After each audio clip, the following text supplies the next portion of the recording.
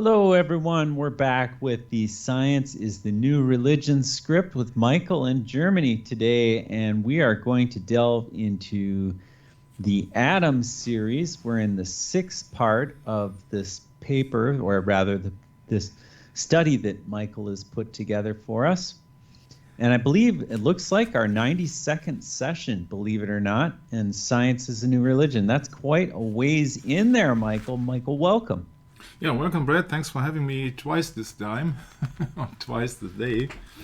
Yeah, this is the second session of today. Want to make ends meet, because I think that we only have to go into the next session, maybe to close it down on the atom thing, yeah, so that we can keep on in the future, because I think in the future we will soon talk about some maybe health issues, huh? From the scientific or from a biblical standpoint. How's that? So, Sure. Atom 6, what did I prepare? Actually, I have to look somewhere in the script, because now it's 200 or 300 pages, but these are most copy and paste, so therefore it is just about the Chernobyl incident and agnosticism in general. What do these two things have in common? Well, let's start with agnosticism. What is it about agnosticism? Agnosticism is the view or belief that the existence of God or the divine or the supernatural is unknown or unknowable, so could not be proven with scientific measures, for example. Another definition provided is that the view that the human reason is incapable of providing sufficient rational grounds to justify either the belief that God exists or the belief that God does not exist. Let me tell you one thing, that if God has not pulled you to receive the Holy Spirit, you will never get what God is and everything else about the Bible and creation, etc. Yeah, so you can't grasp it if you're not in the right spirit, because the spirit of the Antichrist is still in the working, according, I think it was the first letter of John, first epistle of John. You will never get it because the Antichrist spirit won't let you to the truth. So this is just for the minority of people who are really open to biblical understanding of the matter. And you know that when we are faced by this majority of scientists, they will reject God because they want to play God for themselves, or they won't find out about the secrets of the universe. How can you find out the secrets of the universe with excluding God or not believing in God? So agnosticism itself is a system which says I can't prove God. So if I can't prove God, I don't believe in God. Yeah? That's my 2 cents about it, Brett. Yeah, it's interesting. I looked up agnosticism or agnostic in the Oxford Dictionary, believe it or not. And it says the year 1870. And if we recall, the papacy was in a new era, so to speak, in 1870, or rather 1866 through the 70, because there was this 1260-year period of, since was 606 to 1866, Emperor Phocas handing over the temporal power to the Pope. And then was it now the Swiss guards leaving, or was it the Swiss troops, French troops leaving? The French troops left the Pope. Yeah, they stopped the protection. Yeah, so this was a major move by the papacy to redraw its power and internalize for a while. And it held a Vatican Council in December 1869. And it's well known as the Vatican Council of 1870, as far as I'm concerned. So a lot of this may have to do with that. I don't know, but the time stamp is there. And it says here, agnostic is one who holds the existence of anything beyond phenomena, that is of a first cause or of what does it say? Noumena? What's noumena? I'm not sure what noumena means. It is not and cannot be known, okay? So also it says as of or pertaining to agnostic or agnosticism. Okay, so yeah, I mean it's interesting because I have friends that are agnostic actually, and it's hard to penetrate through that layer of belief. If you choose that path, then you're going to hold to what you sense with your senses. It's not necessarily a spiritual thing, is it, Michael? Yeah, Brett. So that's such a miserable existence here if you compare that with the real eternal life. So that it's not hard to find all the evil in the world because there is so little people who are really doing good. Mm-hmm. In doing so, you first have to believe in a divine creation. Yeah. So otherwise, you think of Darwinism, evolution, and you think that it's a struggle for the survival of the fittest. Yeah. So I think that morals and ethics come with belief. When you are in a belief system who is supporting love, that everything has been created out of love and not by random, I think you support the idea that you can cure people with love and feelings instead of with medicine and poison. Mm-hmm. Yeah? So that is not a direct answer to your question, maybe. Mm-hmm. Yeah. But I think that it's just the foundation which counts. It is the foundation that counts. What kind of belief system are you in and what kind of route you will follow, so that the end result, when you start with the wrong foundation, can only be erroneous. Mm-hmm. You're not satisfied with my answer. Well, no, it's the fact that it's how you're raised, really. I think that that makes the difference, because your parents set you forth on that path, and also the conditions that you live in have a great influence on that as well. Are your parents allowing you to take the liberty of studying the Bible? In many cases, no. They never introduced their children to the Bible. Why? Because they were raised Catholic and they were tormented by this limitations and all these rules that have been placed on them as to how they view their faith. So they rebel. So there's deep-seated problems here, Michael, that are not going to be simply resolved by us. It's God's will that will free us from bondage to sin and all of these other things. So if it be God's will to open the minds and the ears and the eyes of the people, then great. I'm all for it. But most of the time, it's very difficult to convince someone that there is such a thing as faith in Jesus Christ. They have to find that for themselves, I guess, is what I think, Michael. It's not something we can do for them.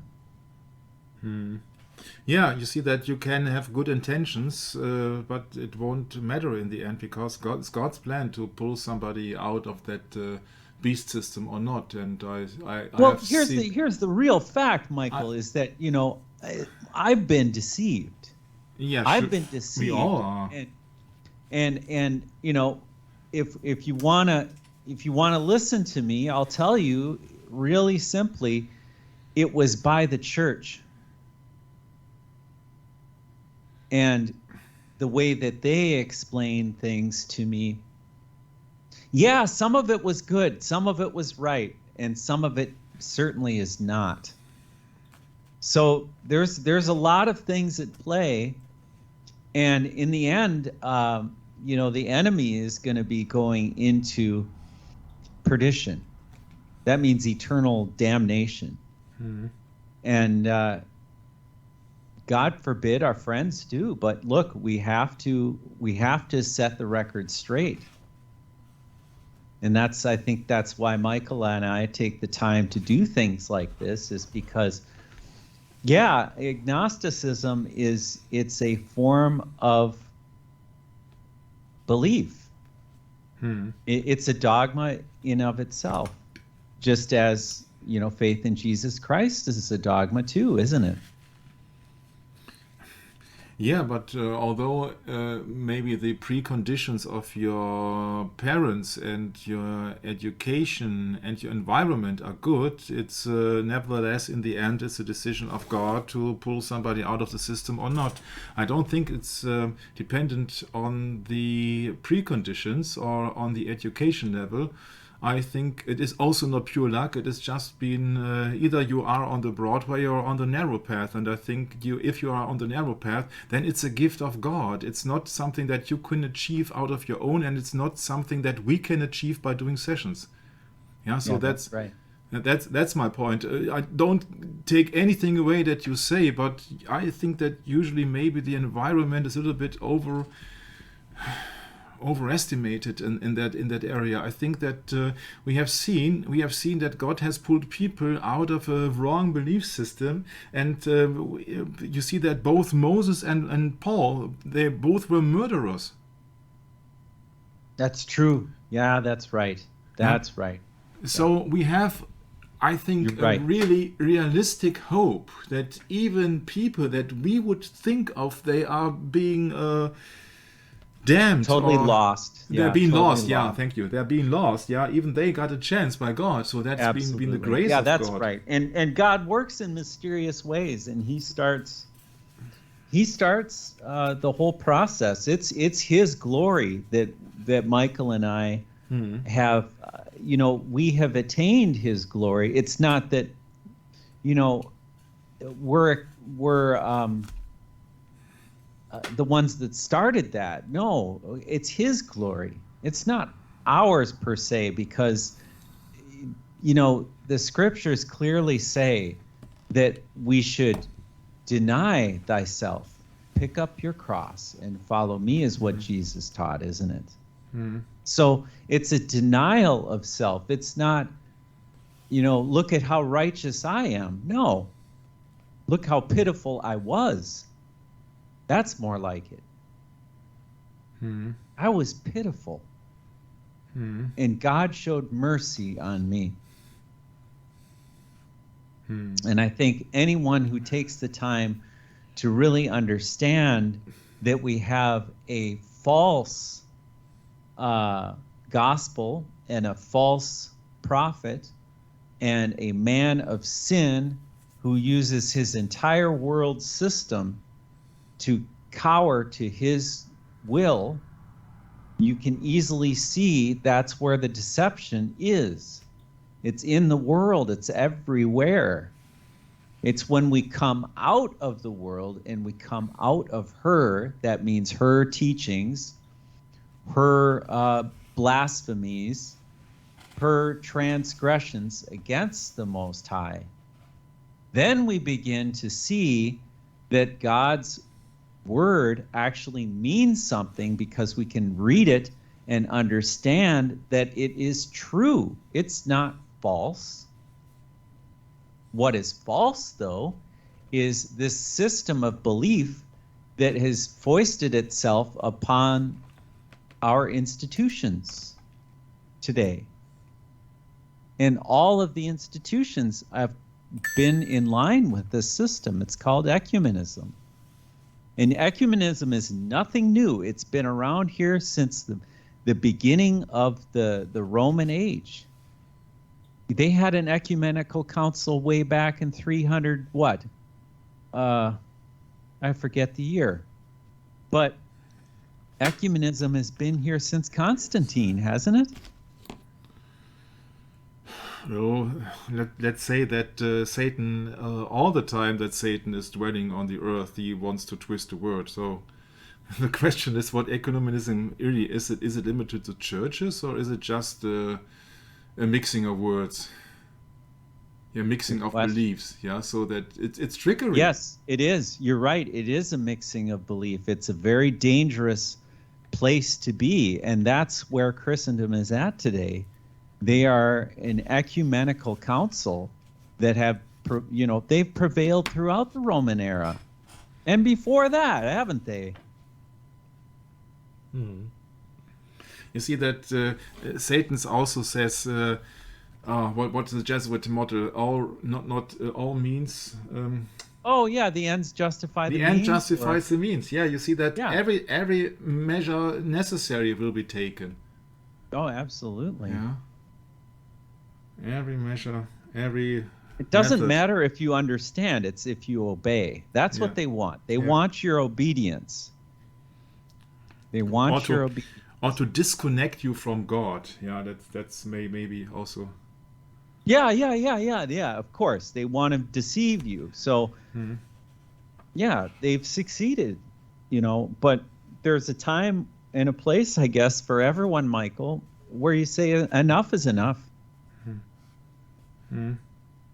I don't need to be deceived anymore. Okay, so agnosticism is very interesting because there was an English biologist called Thomas Henry Huxley. Yeah, not Julian. And so in 1869, so close to 1870, huh? Wow, yeah. And says, quote, it simply means that a man shall not say he knows or believes that which he has no scientific grounds or profession to know or believe. Quote unquote, but that's the majority of scientists nowadays. They just claim that they know something when they just believe something. So it's not science, it's a science so-called. Yeah. Earlier thinkers have written works that promoted agnostic points of views, like in the 5th century, an Indian philosopher, etc., and Protagoras, the 5th century before Christ, not common era, Greek philosopher who expressed agnosticism about the existence of the gods, or, yeah, of course, the Olympic and Greek pantheon, The gods. So, it is an official Wikipedia entry. It's called Defining Agnosticism. Agnosticism is of the essence of science, whether ancient or modern. It simply means that a man shall not say he knows of beliefs which he has no scientific grounds. So it's the exclusion of God, of course. Yeah. So you start from the beginning, you start from scratch, you start with a big boom, bang. Yeah. So this is just a philosophy that you have to exclude God. It's the same happening all over again in physics, in biology, in geography. Yeah, you have to get rid of God. What does the serpent say in the Garden of Eden? Ye shall be as gods. Gods. Yep. Every man can be as God, or let's say it in the words of... The serpent also said, yea, hath God said. Yeah, and Aleister Crowley once famously was reported to have been saying every man and woman is a star. And now they're looking also for Germany looks for the superstar, and it's all a mess, but it's also obvious for people who have read the Bible. So I came across that very Thomas Henry Huxley. Being a scientist above all else, Huxley presented agnosticism as a form of demarcation. A hypothesis with no supporting objective, testable evidence is not an objective scientific claim. As such, there would be no way to test said hypothesis, leaving the results inconclusive. Interesting, huh? So these people are just dreamers. Yeah, they dream, maybe it's so, or maybe it's the other way around. Yeah, so that is just a philosophical foundation which is including God. And now please look at this. Mr. Thomas Henry Huxley had several titles. He was a fellow of the Royal Society, like, of course, Newton and all the stuff. But, and it's a big but, he was PC. He was member of the Privy Council of the United Kingdom, meaning on the inner circle of the Queen of England. Such a high-ranking position. An English biologist and anthropologist specializing in comparative anatomy, he has become known as, quote-unquote, Darwin's bulldog for his advocacy of Charles Darwin's theory of evolution. Yeah, and it's the same line as all these agnostics theory or antichrist theory of the Big Bang and relativity and all as such. Yeah. So Charles Darwin's book is not about the theory of evolution, yeah, but the entire title is called The Origin of Species by Means of Natural Selection or the Preservation of Favored Races in the Struggle for Life. So this is a blueprint for racism. That's what not people being telling, the teachers are not telling that, the pupils and also the textbooks are not telling it, that is favored races. Yeah, so some races are more favorable than others. And what does the Bible tells us? All you are brethren. That's correct. Yeah, he's made us of one blood too. Yeah, yeah. One blood. Look at this oxymoron, yeah? On the one hand, they are promoting Charles Darwin's theory of evolution by favored races, and on the other hand, people are protesting against racism. Ah, that's called Hegelian dialectic. Yeah. Rub them together and get a synthesis. Yeah. Yeah, the synthesis is not to believe in God.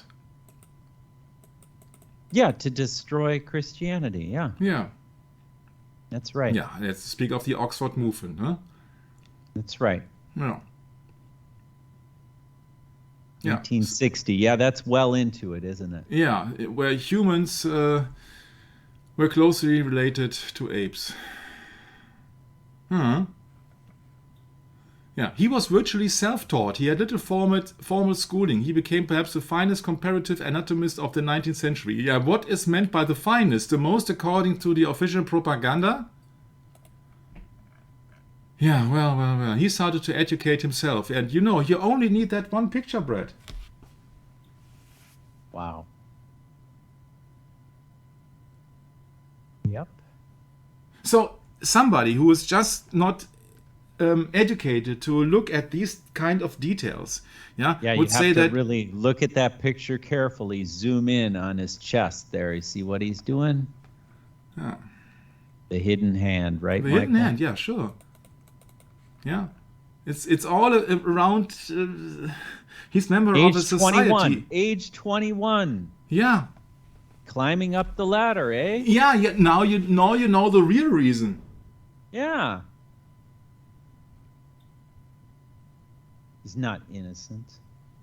Yeah. He was used by Charles Darwin as a translator of scientific material in German.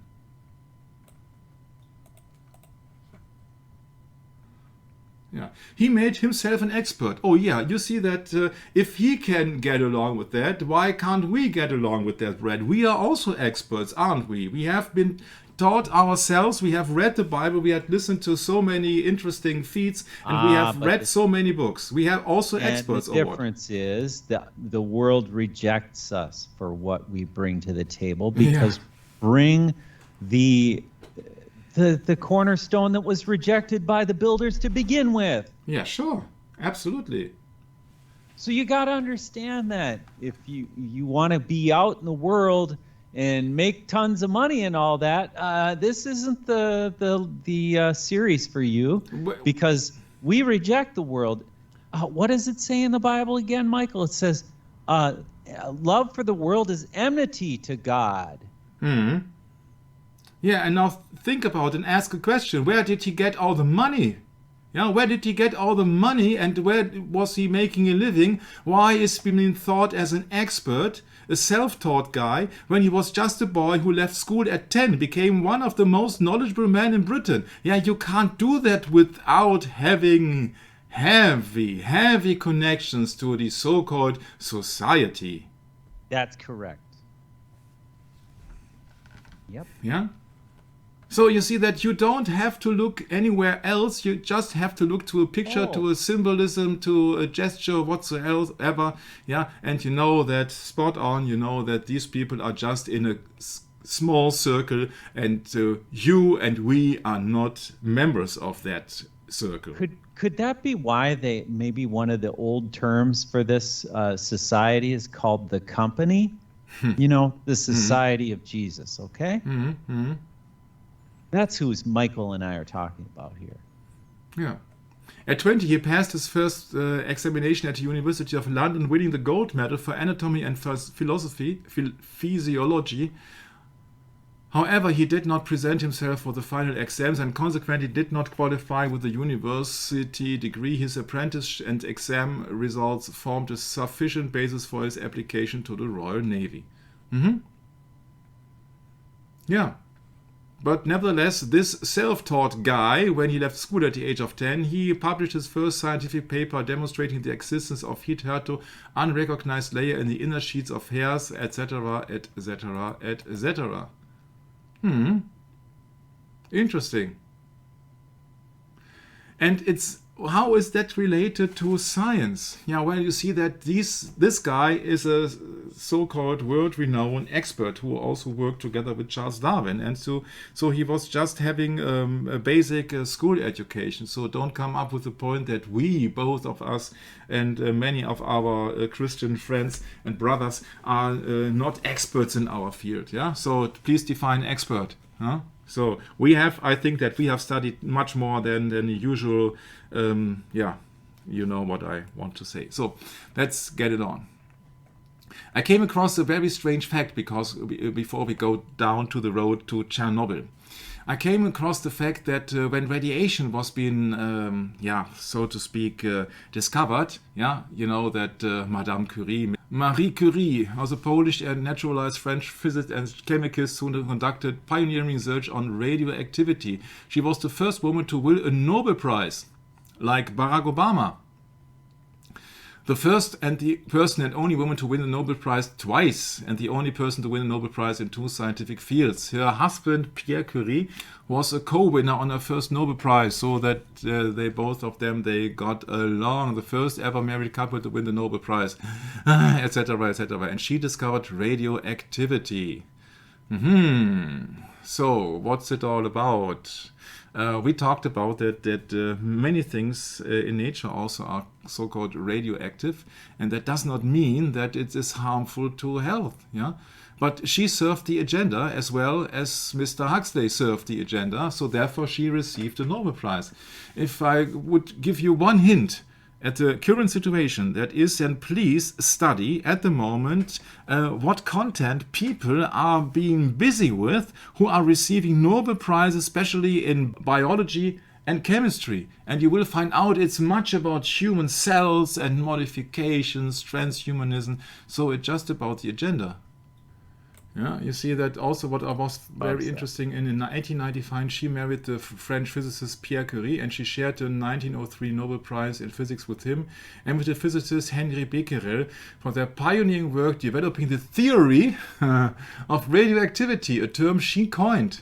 In 1906, his husband Pierre Curie died in a Paris street accident. Oh, yeah. I have not researched that, but interesting, huh? Yeah. Yeah, strange. What accidents happening, yeah? You see that, look upon JFK Jr., look upon Alexander Onassis and all these people. Nowadays they got to plane accidents. Mm-hmm. Yeah. Right. Mm-hmm. So let's get back to the nitty-gritty.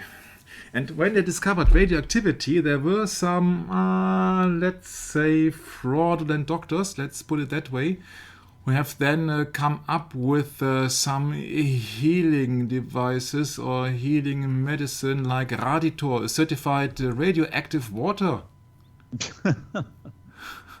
Ah, no joke. It was a patent medicine that is a well-known example of radioactive quackery and specifically of excessive broad and pseudo-scientific application of the principle of radiation hormesis. Pseudo. Yeah, that's quackery, Michael. Quackery. Like when you say a quack, like a duck, Yeah. That's right. Yeah. So that is Very interesting. Raditor was manufactured from Bailey Radium Laboratories, and the owner of the company was listed as Mr. William J.A. Bailey, a dropout from Harvard College, so an expert. A dropout of Harvard College who was not a medical doctor. How can that be? It was advertised as a cure for the living dead, as well as perpetual sunshine. Oh my. The product was claimed to cure impotence, among other ills. Yeah, nowadays it's called, from Pfizer, and it's called Viagra. Man, a cure for the living dead. Yeah, that's brilliant. That is just brilliant. What a slogan.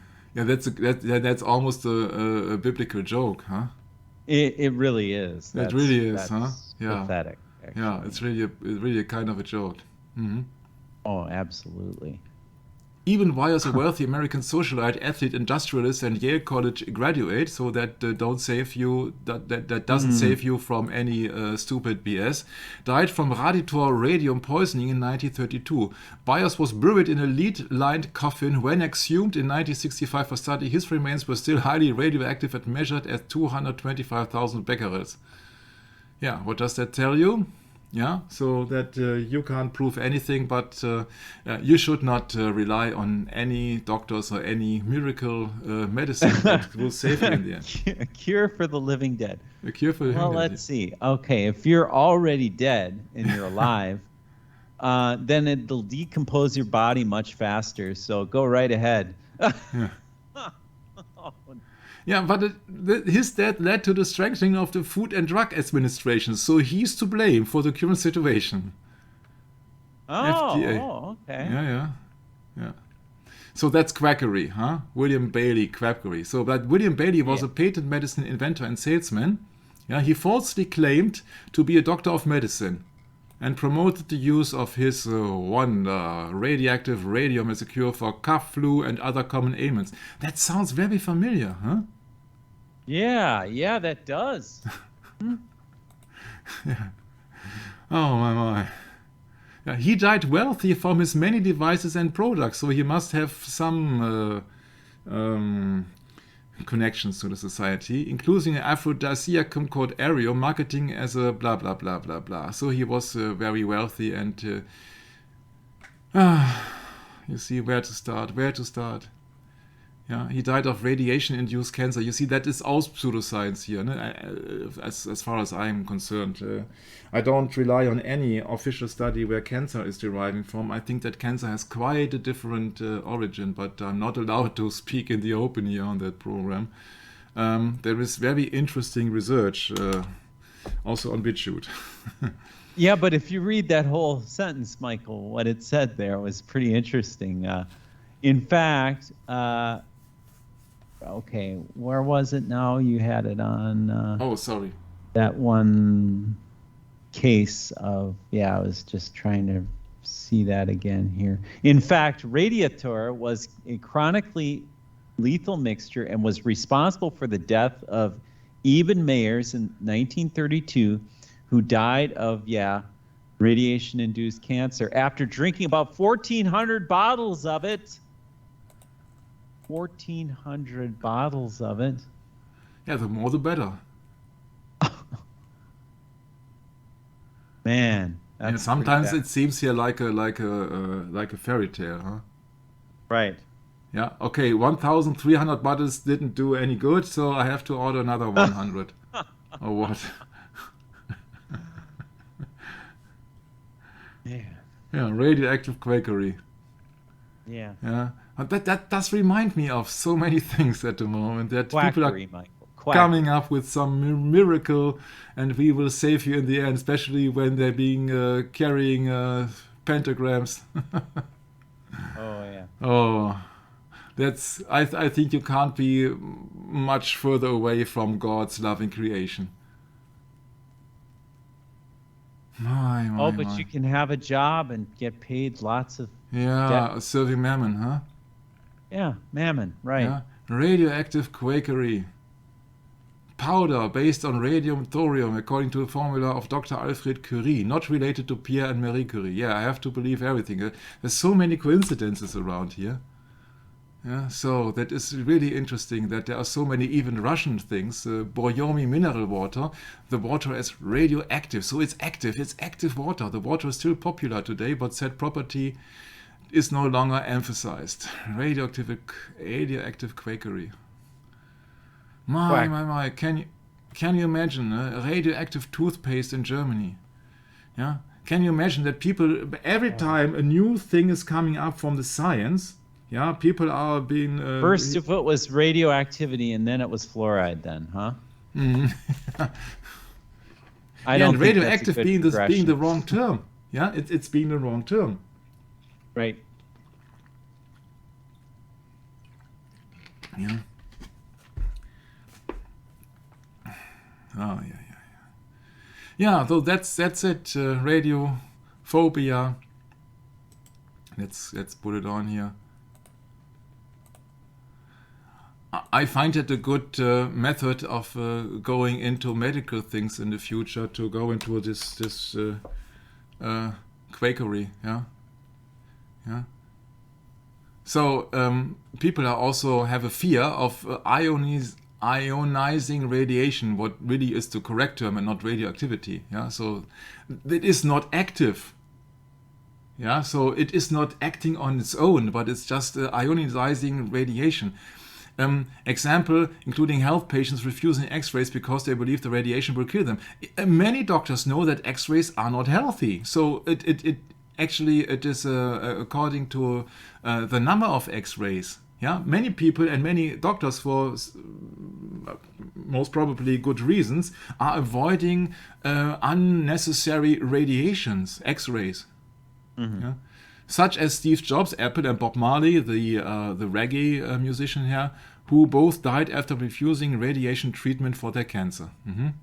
Yeah, you have to believe that. I believe that in the case of Bob Marley, there was something to it. Something smells fishy about Bob Marley's death. But that's just me. I have not looked it up yet. And given that significant doses of radiation are harmful, even deadly, so allegedly a radiation-induced cancer or acute radiation syndrome. The term is also used to describe the opposition to the use of nuclear technology. I think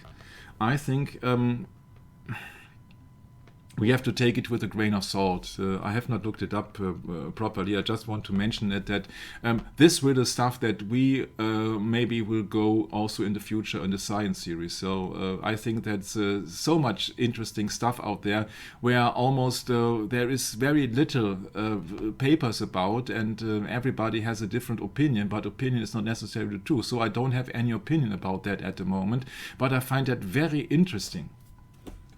And that is also a part of the next part, because you see that radiophobia has some connections with Chernobyl. So radiophobia means you are afraid of radiation, or to be the victim of radiation, so to speak. So the term is from 1903, and also in Australian newspapers, 1930 and 40s, and the Science Service associated the terms with the fear of gamma radiation and the medical use of X-rays. And you won't find the truth in it, because I think that opinion and method and scientific results differ from time to time. So there is no absolute truth in medicine and science in general. It's just relative truth. It just depends on who you ask at what time of day. Yeah. So I know that they also wanted to find a cancer-inducing method of killing Castro, according to some authors, when it comes down to John F. Kennedy, a connection to Lee Harvey Oswald, etc., etc. And of course, when we go out to the Dragon 5 incident and everything else in the Bikini Snow fallout and in the atom bomb test trials in the Bikini Atoll. But it just goes on and on and on, because I think the most when we exclude Harrisburg, because Harrisburg was also a spoof, I think. I have seen so many documents on the Harrisburg incidents that there actually was no danger. It just was something being pulled off. But let's go into Chernobyl, because Chernobyl is by far the most interesting case. I don't know if you can remember, because I don't know how old are you, because that incident in the United Soviet Union was happening in the 1980s. In the former Soviet Union, many patients with negligible radioactive exposure after the Chernobyl disaster, which happened in 1986, displayed extreme anxiety about low-level radiation exposure and therefore developed many psychosomatic problems, with an increase in fatalistic alcoholism also being observed. Yeah, you see the alcoholism being very prominent in sports in the Soviet Union that time. No? Think of Boris Yeltsin, who was always been drunk when he was giving an interview. Yeah, so we have to go to Chernobyl. Yeah, there we are. When the Chernobyl nuclear reactor exploded in 1986, experts predicted as many as 40,000 extra cancer deaths from the radiation spewed onto parts of what was then the Soviet Union. Friday is the 27th anniversary, so that is just from 2013. How many people has Chernobyl killed so far? We'll probably never know. That's partly because even 40,000 cancer deaths are less than 1% of the cancer mortality expected in the affected population. Ooh. Statistically, the deaths are undetectable. Even if they weren't, science usually can't say that a particular cancer was induced by radiation rather than something else. Aha. So it could also be connected to your food, for example. So thyroid cancer, a very rare disease in children that skyrocketed to nearly 7,000 cases in Belarus, in Russia, and Ukraine by 2005. But there is no doubt that radioactivity from Chernobyl caused them, including about a dozen fatalities, and that I am absolutely not convinced, and I will soon show you why. So this is just opinion, but who knows the real truth? Yeah, no one except one, and that is called God, and you can ask him later on, but not during the session here. So we can ask, or we know everything which happened on this earth and all the lies in the eternal life, I think. You can at least ask. Yeah, but that's a problem, that people really were fear of the radiation, and that's, in my humble opinion, that's part of a psyop of not only restricted to the United States of America, but on the global scheme. Yeah, think about the radiation fear in Hiroshima and Nagasaki. Yeah, so this is also psyops against whom? Against an enemy or against the own civilians. Yeah, I have a very prominent example about a psyop against the own civilians. That is during the LBJ running for president, 1964 it was. He made an advertisement, so-called days ago, who was counting down with a flower, and then out of a sudden an atom bomb or a mushroom appeared, and people were frightened to death, especially for their children. And he was then called Landslide Lyndon because he had the biggest amount of voters, I think, in the entire voting history of the United States when it comes down to the presidency. Yeah, so fear absolutely is the best how to control and manipulate people and countries even. Yeah, so these psyops are not against another country necessarily, but also against the own population. Yeah? White psyop. Yeah, so this is interesting part, but you see that is just all only happening and possible with the help of the media and with the help of censorship, of course. And the governments, of course. And the governments, of course. Yeah? For more deliberate campaigns, they may use... Right? Right, Michael? They're the main perpetrators, the governments. Yeah.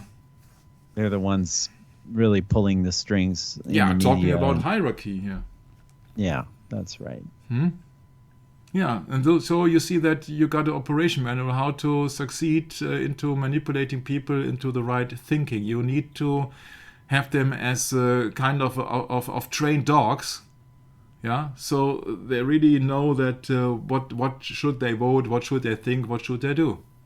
Yeah, duck and cover. Yeah, you see, we have done that before, but I wanted to point it out, and I think that also Chernobyl serves a different purpose. And if you go into Chernobyl, it's really interesting. It's really interesting, and that's I have a quite obvious reason to present that in maybe the last session of the Science is the New Religion when it comes down to the atom. So let's just leave all the things, which is a military operation and psyop.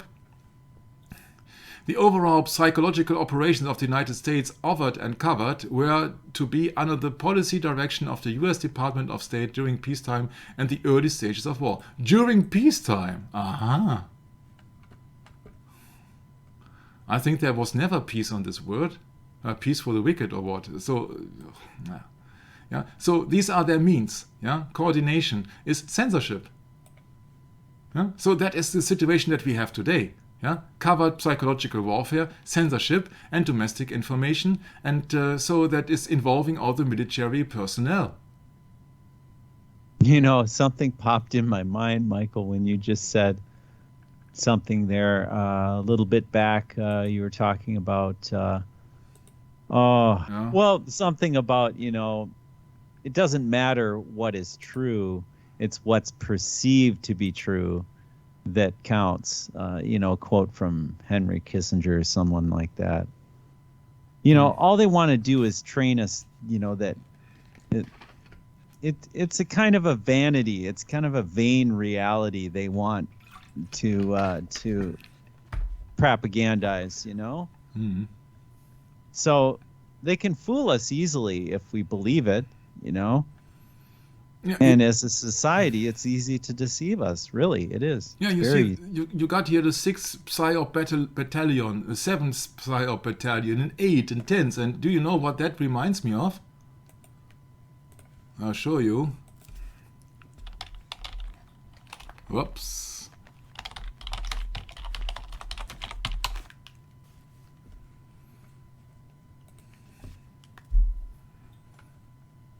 Yeah. That's what I mean. Yeah? Oh. Choose your own programmation. Choose your own PSYOP. Yeah. You want... That's right. Programming. You want to be deceived with religion? Press 1. Yeah? You want to be deceived with news? Press 2. You want to be deceived with science? Press 3. Etc. With sports? Press 4. Yeah. Yeah. With chemistry 5, with biology on 6. Etc. Bread and circus on 7.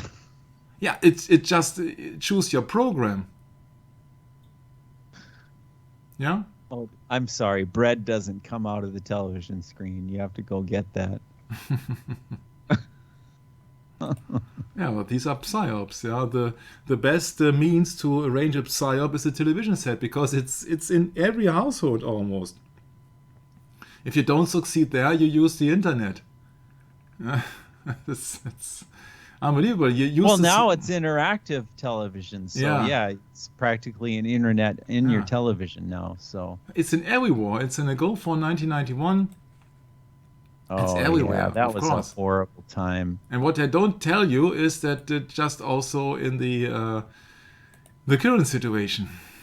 The war on terror. What is the war on terror? It is not the war on Afghanistan or the war on a certain religion. It's a war on terror, on the terrorists. So it is not defined which age, with sex. Yeah, that's really interesting. Nation. Yeah, it is just a general term on terror. And also it's very interesting when you know that the first terrorist was Lucifer.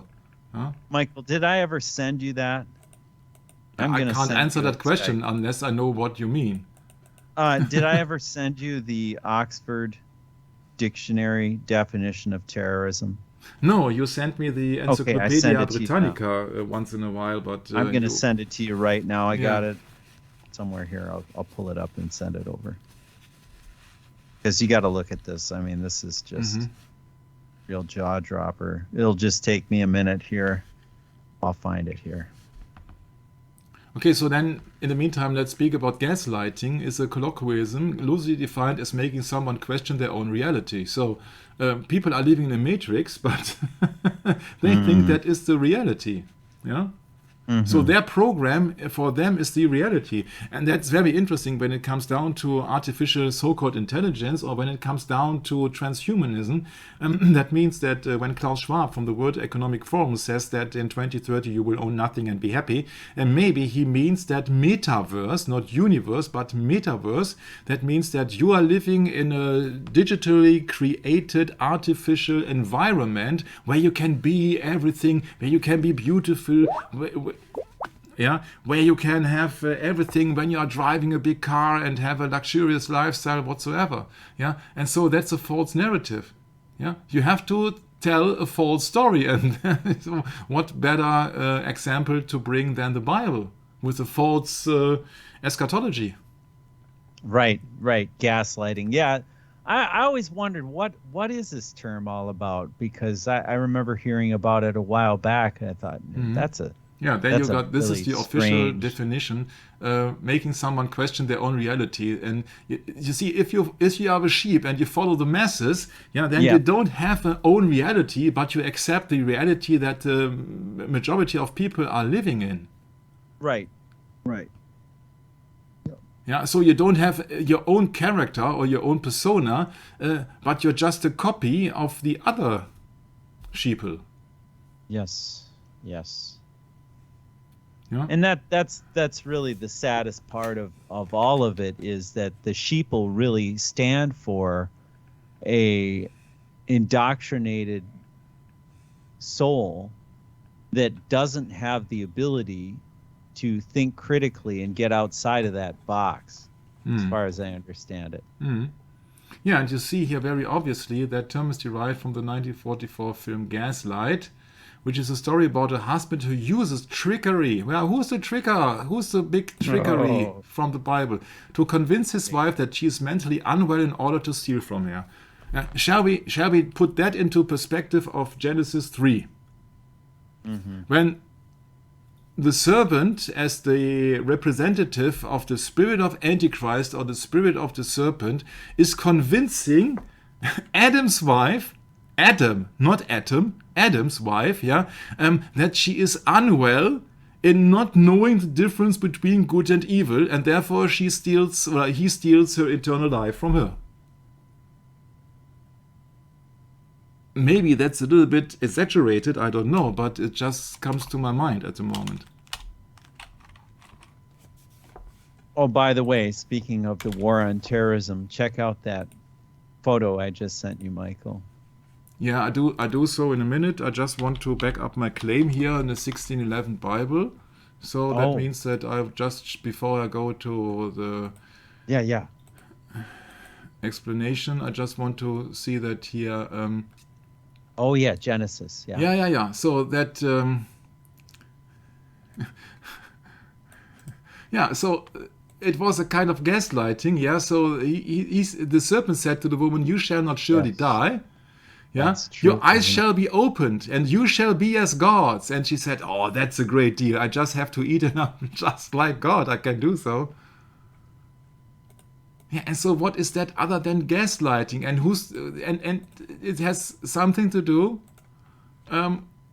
with trickery. Right. Absolutely. Trickery. The serpent trickery said to the woman, to convince his wife, your eyes shall be opened, ye shall be as gods. To convince his wife that she is mentally unwell. Of course she's unwell, because she does not want to be at Eve. You see that she is the lowest in hierarchy there. There is God. There are cherubs. There is Adam. And not talking about the animals, but and then it's Eve. And Eve is just a woman. She's been taken from the man. And and the serpent is trying to convince her, you can step to the biggest, you can have the biggest step in the hierarchy. You shall not become as a man, as worthy as a man, for example, in the hierarchy. It's not only speaking of the hierarchy, but you can become as gods. And she says, great. I just want to not to be just a mere woman. Yeah, but I want to be something special. I want to be like a god. I want to be seen as a goddess. I want to have people who are just following me. Yeah, so have followers on YouTube or on Facebook or what else. And I think that is very interesting when I compare that to the Bible, Genesis 3, Brett. Well, yeah, I think today we call them influencers, don't we? Sure. Yeah. And sorry that I have read that part, but I just want to No, please. compare once and for all. You see that trickery, kopieren, so copy, yeah. Serpent, trickery, yeah. Convince his wife, yeah. Said unto the woman, of course, he has to speak, yeah. So that in order to convince the wife, yeah, that she is mentally unwell, yeah. Because he shall know as God. Mentally unwell means that she is not complete. Yeah, so there is so much to learn, so much to know, and she is as dumb as yeah, because she does not know the difference between good and evil, which she was longing for, in order to steal from her. Yeah, of course. The tree of life. Yeah, there you go. Yeah, so that is my comparison in that case. There you go. Huh? So, let's move on. So that was gaslighting. The term is now simply defined as to make someone question their reality. In broad terms. The Oxford University Press named gaslighting as a runner-up in their list of the most popular new words of 2018. That is not a good omen. That is not a good omen. Yeah, it's also in clinical literature. Just a reminder, Michael. Let's get to that photo I sent you before. Yeah, I do now. I just want to finish that article. Yeah, gaslighting involves two parties: the gaslighter who persistently puts forth a false narrative, so the snake, the serpent, or Satan, and the gaslighter who struggles to maintain their individual autonomy. Yeah, so it's one who does and one who obeys. Yeah, slave and master and slave. Mm-hmm. So that's it in a nutshell. Yeah. So in popular culture, you can go endlessly into all the things, but yeah, and that's also then you part. Have memes and what's this meme culture all about? Yeah. So we're coming now to the explanation that my beloved brother Brett has contributed here. It's called terrorism, some ism. I have to call Daryl. A system of terror, government by intimidation, the system of the terror. See.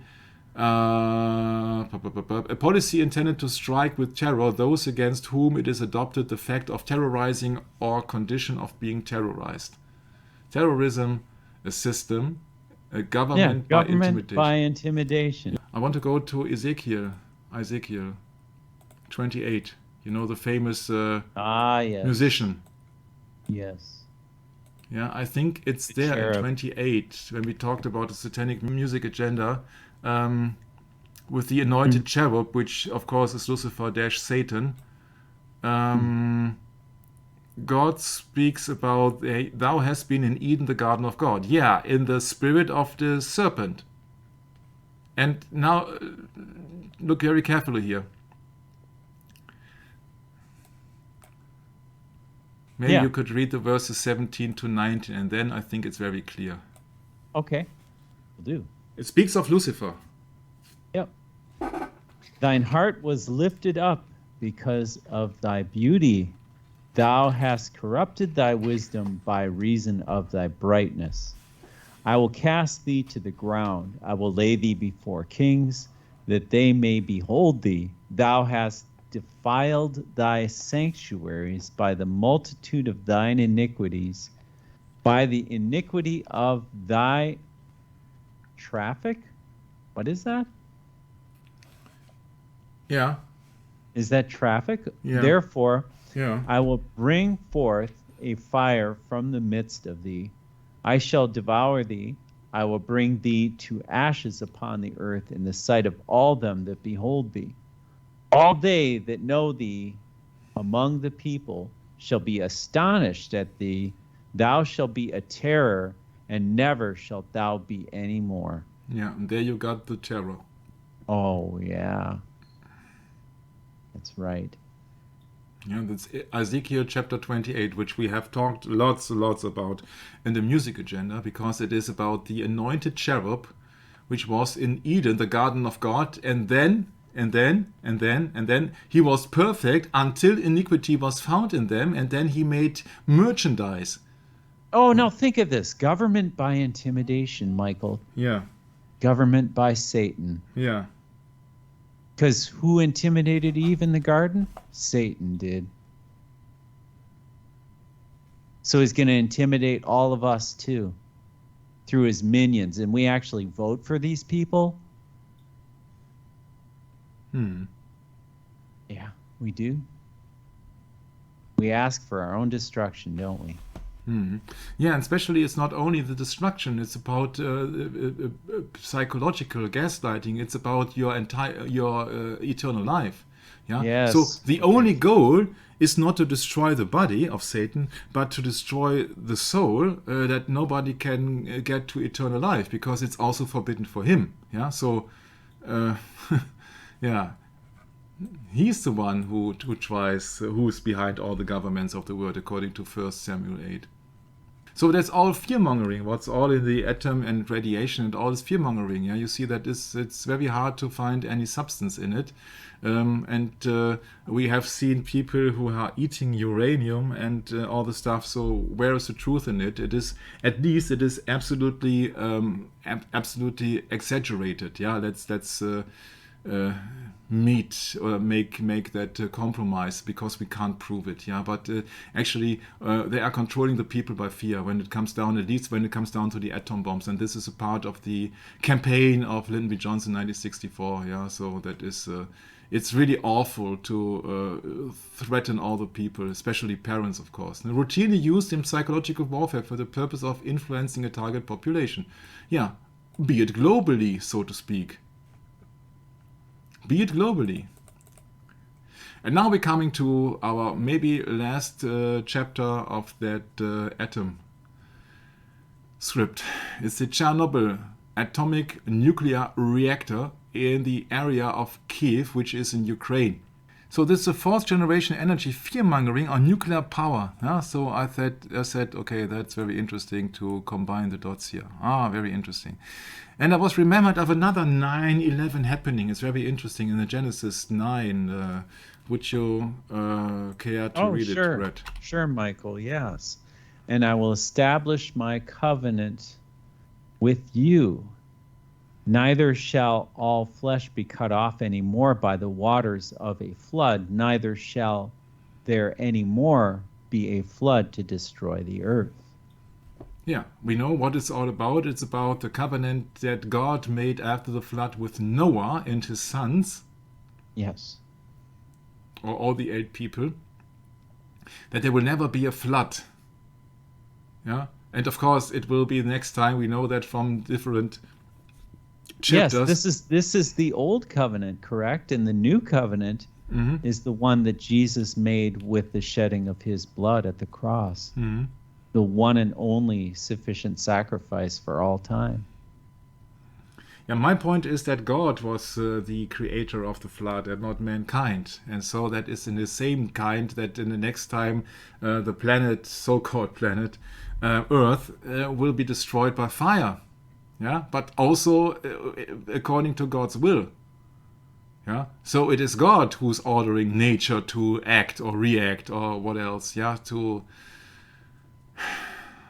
point out to do some action. And that's my point. You see, that's very interesting that all the 9/11 things are very interesting in the Bible. Genesis 9/11, it's Revelation 9/11. It's interesting. Yeah. So this is Kraftwerk, radioactivity. Interesting enough, it's like a Trinity symbol here with the sun in the center. And so they are putting out the propaganda that there was a nuclear threat in Harrisburg as well as in the other parts. Yeah, so that is the song text. Yeah, Sellafield, Chernobyl. Yeah, it's a different writing here. Chernobyl. Yeah, will cause death and skin cancer. Yeah, so that is officially propaganda from Kraftwerk. Chernobyl, Harrisburg, Sellafield, Hiroshima. And you can doubt everything that has been said here from Kraftwerk. Yeah? Because they are maybe experts in music, but are not experts in nuclear reaction and radioactivity. Yeah. So when I go down to the myth of the nuclear disaster, coming down to Harrisburg, Chernobyl, Fukushima, etc., we will not go into Fukushima because Fukushima is kind of a ripoff of Chernobyl. Maybe I'll do a session about Fukushima, I'm not sure, but I just focus on Chernobyl. Usually people on the mass media will say that it's a disaster. Chernobyl is a part of a triad of nuclear disasters. Yeah? Speaking of disaster, triad, yeah, Trinity, Harrisburg, Chernobyl, Fukushima. Yeah, so that is what officially has been talked to the media, that there was a radioactive or a nuclear emergency. That's very interesting. So for me, Fukushima actually is one key element of Fukushima is that they want to get rid of atomic power plants to restrict power for the households, that there will be some kind of blackouts. That's my inner belief at the moment, but I can't argue with anybody about it because I have not researched that fact. So coming back to Chernobyl, fear-mongering. Because in Fukushima there was no reactor explosion, no nuclear explosion, only negligible release of radiation close to zero. So speaking as a byproduct here of Fukushima, there are certain interesting studies who are claiming that there was no reactor explosion and no nuclear explosion.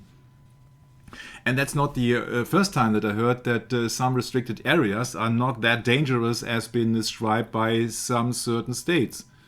Yeah. So this is just... there are so many websites, and I show you some, but just don't do your own research. Yeah, I'm not looking for Fukushima at the moment because I don't want to have thousands of sessions of incidences, but I just want to compare everything at the Bible usually. So I will show you some pages, and then we go further along down the road to Chernobyl. Yeah. So there are really interesting websites and interesting links. Yeah, you can copy and paste, or at least take a screenshot of them, and then you know where I was looking, where I have been looking. Yeah, so it's really interesting to go into this, but you know that you've been betrayed all your life. Yeah, starting with Christmas. Yeah, so Yeah. don't so don't think for just 1 minute that when you have reached a certain age that you'll be free from any doctrine just because you are an adult now or 50 years of age or so. Yeah, so let's get it on. Where is the nitty-gritty here? Where is the nitty-gritty here? Yeah, that's what I said. There's no radioactive X-rays. It's called ionisierende Strahlung, so ionized radiation. Yeah, this is very key to understand. So...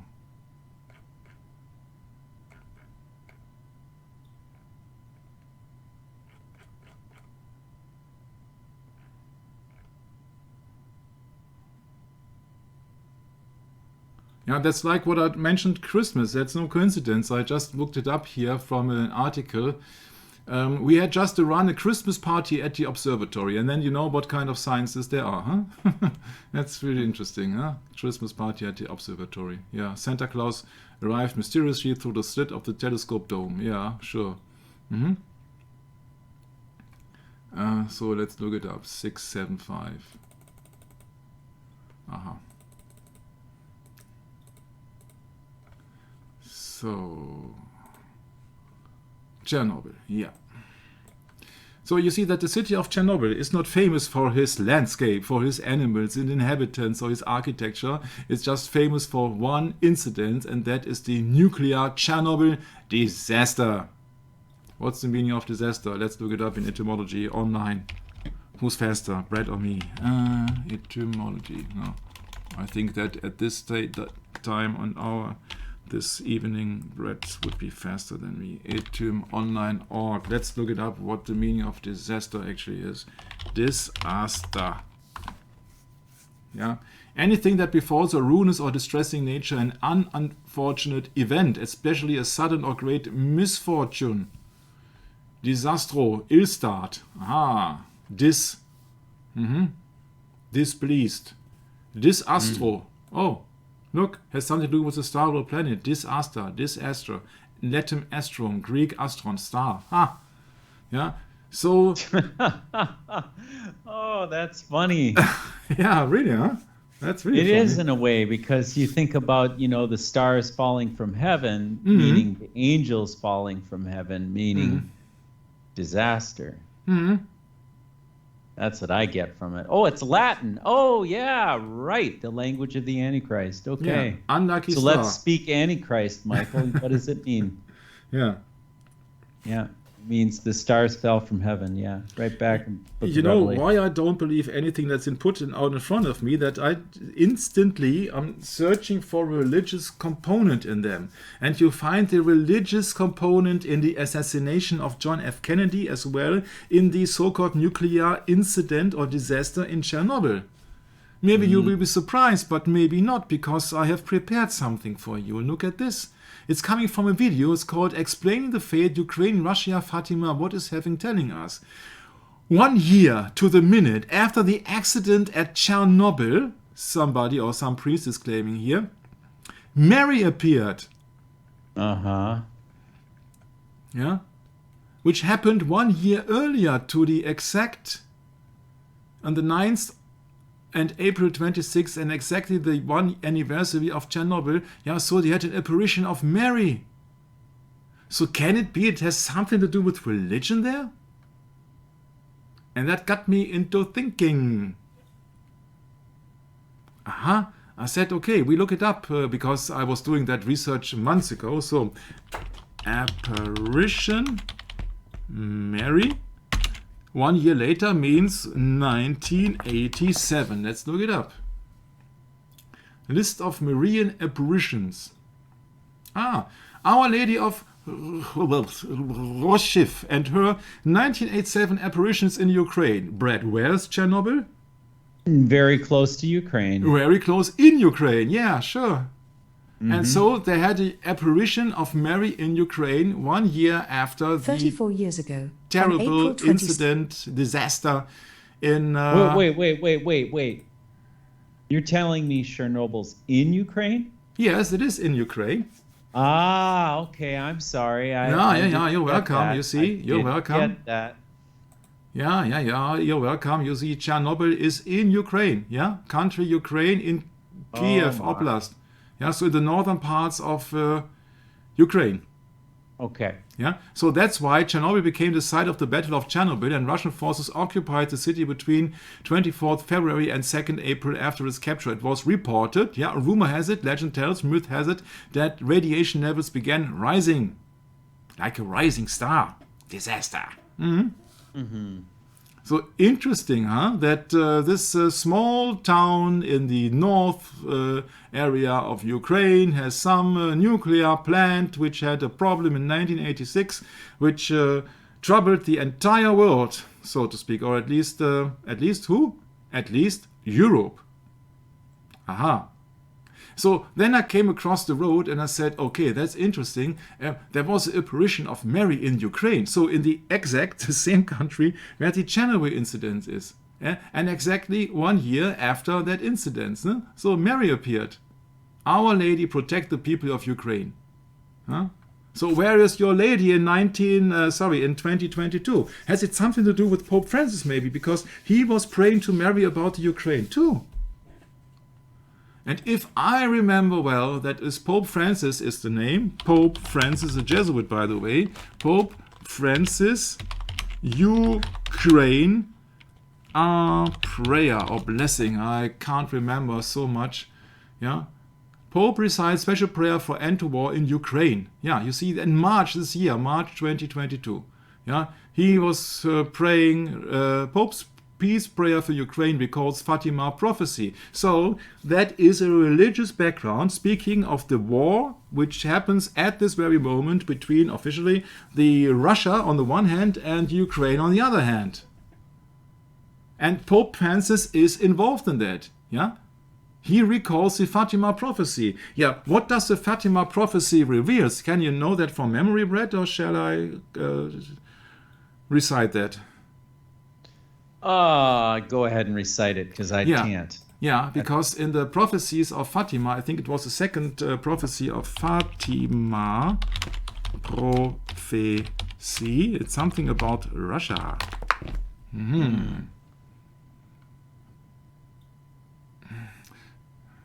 Holy Mary prophesied Russia's war as a sign of the apocalypse.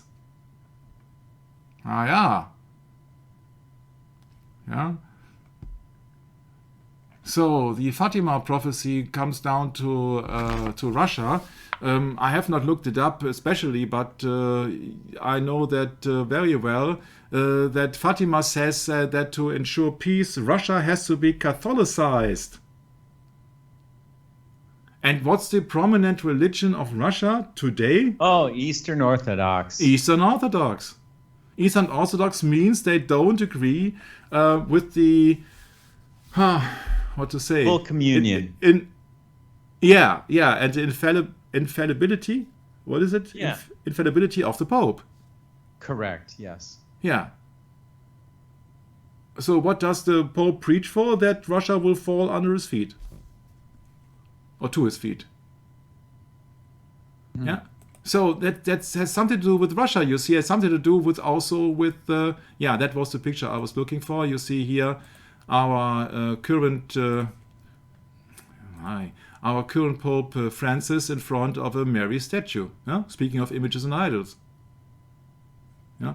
Pope Francis will consecrate Russia and Ukraine to the Immaculate Heart of Mary on Friday the 25th of March during the celebration of Penance, that he will preside over the 5 p.m. at St. Peter's Basilica as prophesied by Sister Lucia in August 1941. Speaking of the Fatima prophecy. Yeah, 3 secrets. Oh, did Jesus Christ do anything in secret? No. September 1939, so at the beginning of the Second World War, Russia was an atheist evil empire. And things are repeating. History is repeating because all of the West think that Russia is an evil empire again. Yeah.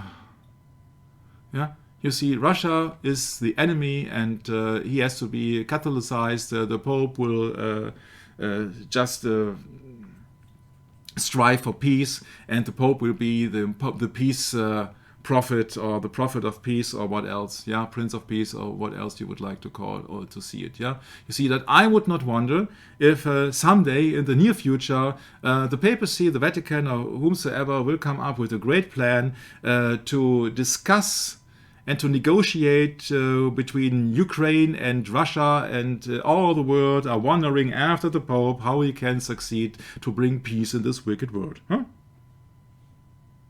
That's all I need to say to this. You see that you can go into the Fatima prophecy. It's much of the things are about Russia actually. Fatima prophecy. I hope that I think the Swiss cows are a little bit too lazy today, so we go to Google. It's dark outside. You'll see that. I always get a laugh out of the Swiss cows because I know Jörg and I did a reading long time ago from Martin Luther where he was speaking of the Swiss cows. So I'll always get a laugh out of that. At least, I don't go into the official prophecy of Fatima now, or the secrets. Secret comes from secret. Secreta moneta, secret. Something secret. Secret societies, secret government, and secret also in German. Secret means secret. Means the thing that the snake is spitting. The snake is spitting secret. That's a secret. That the poison is secret. Secreta moneta. Secreta moneta. Yes. Do you remember what this is from the reading of the book Code Word Babylon? Yeah. And now it comes suddenly into my mind, and I think about that maybe Madonna knows something about the Secreta moneta is been hidden in the Isla Bonita. Just... Ask somebody, what did the Lady of Fatima say about Russia? So this is general knowledge. This is not prophecy, maybe in a nutshell. So Our Lady of Fatima demanded Russia to be consecrated to His Immaculate Heart, the Mother of God. Oh, the Mother of God. My. The Mother of Jesus. The earthly Mother of Jesus. So that is all about Russia. So I'm not wondering that Russia is now involved in a war. And I'm not wondering that the Pope is praying to the Immaculate Heart of Mary, because all works out with the Fatima prophecy. And I lately had a conversation with a university professor and I didn't mention it. Yeah, shame on me. So I'm not surprised for any bit, that in 1987 there was a Marian apparition to the Ukraine. And I would not be surprised if soon there will be a Marian apparition somewhere down in Russia or somewhere in Moscow or somewhere in Ukraine as well. I would not be surprised, because all is Fatima prophecy. It has to fulfill, that people will believe then in the Immaculate Heart of Mary. I don't know what kind of Immaculate Heart she has, because Jesus had brothers and sisters, but it's just her heart, just that I'm such a close-minded person, it seems. So that's my 2 cents about it. So if you go down the route to Chernobyl, you don't think for just a moment that it's a coincidence that this nuclear accident happened there. Please don't think about that. It's also very interesting to know, I made a German session about it, that the colors they used in that COVID-19 thing were blue and yellow. And that's the exact colors of the county or country of Ukraine. But that's a long time ago. I did that in some of the Kennedy sessions. I know that. So let's go into that disaster. Where is the disaster when you need it? Where is that disaster? Nuclear power plant, Chernobyl. See Chernobyl disaster. So let's go to the misfortune of the stars, called disaster. A nuclear accident that occurred on 26th of April 1986 at number 4 reactor in Chernobyl nuclear power plant, Pripyat. Yeah. It is one of only 2 nuclear energy accidents rated at 7 in maximum severity on the International Nuclear Event Scale. Wow. Oh, it was a pyramid bread. Ooh. The other being Fukushima nuclear disaster, where the area is restricted, but no one has died. Or not a significant amount of people, actually. Okay. 18 billion rubles, 666, great. So then let's look it up. I'm not going into the technical data here because there was an explosion, but maybe that was also on purpose, because of course that looks very destructive here. And if you think about people are being terrified of nuclear waste and nuclear radiation, they would be terrified. And I know that we had in Germany, we had a very severe foreign minister, I think it was, who was not warning us. He said it was absolutely harmless, but you're not allowed to consume any swines from Bavarian forests in Germany up to this very day because of any radiation. But, and it's a big but, I look it up, Wolke, which means cloud, Chernobyl in German spelling, Chernobyl 1986. And you see the imminent danger.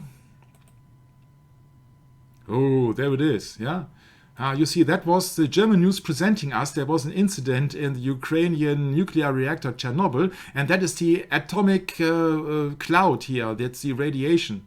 To Finland, Sweden, Denmark, East Republic of Germany, Poland, and here is the little Germany.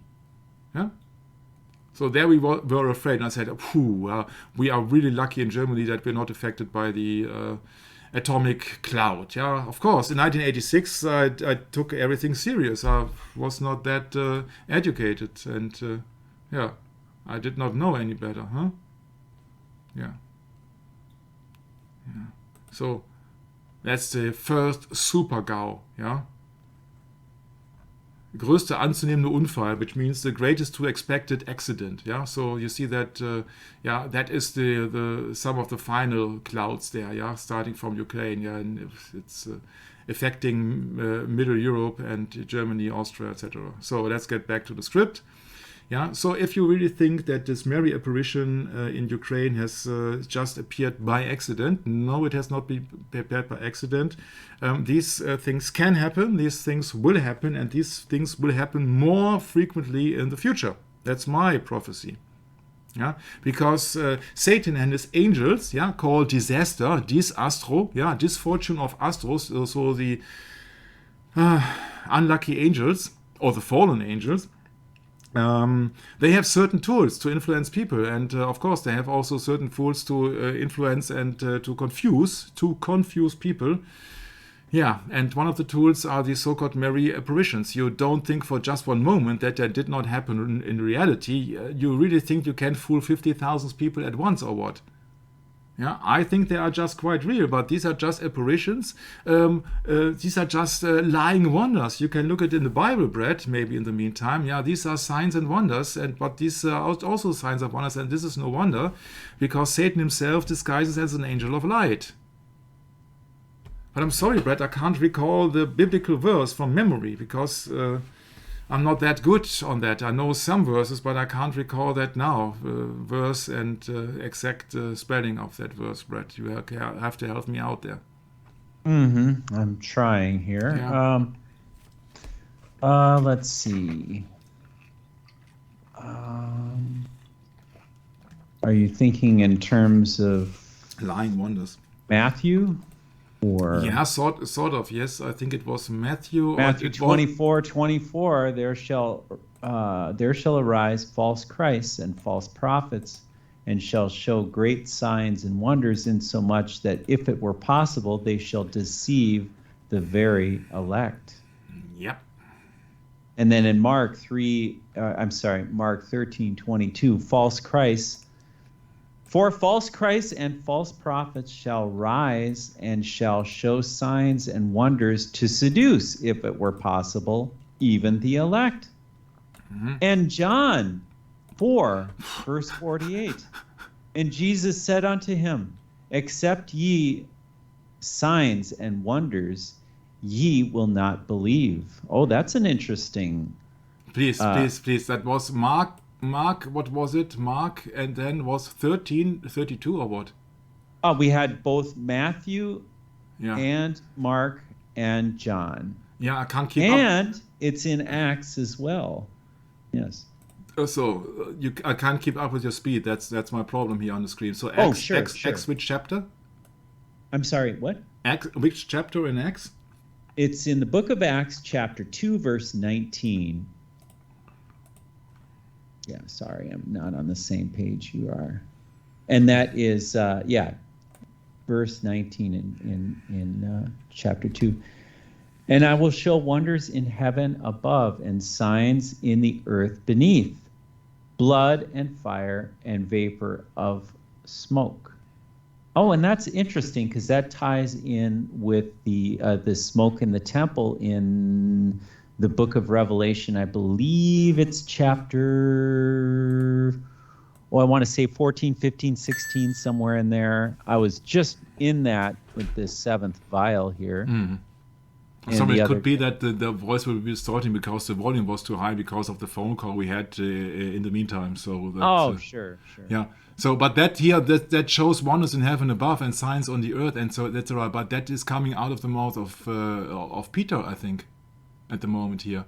So, but I was referring actually to the lying wonders. Lying wonders. Lying wonders, yeah. Lying wonders. That's different. That is 2 Thessalonians, you see.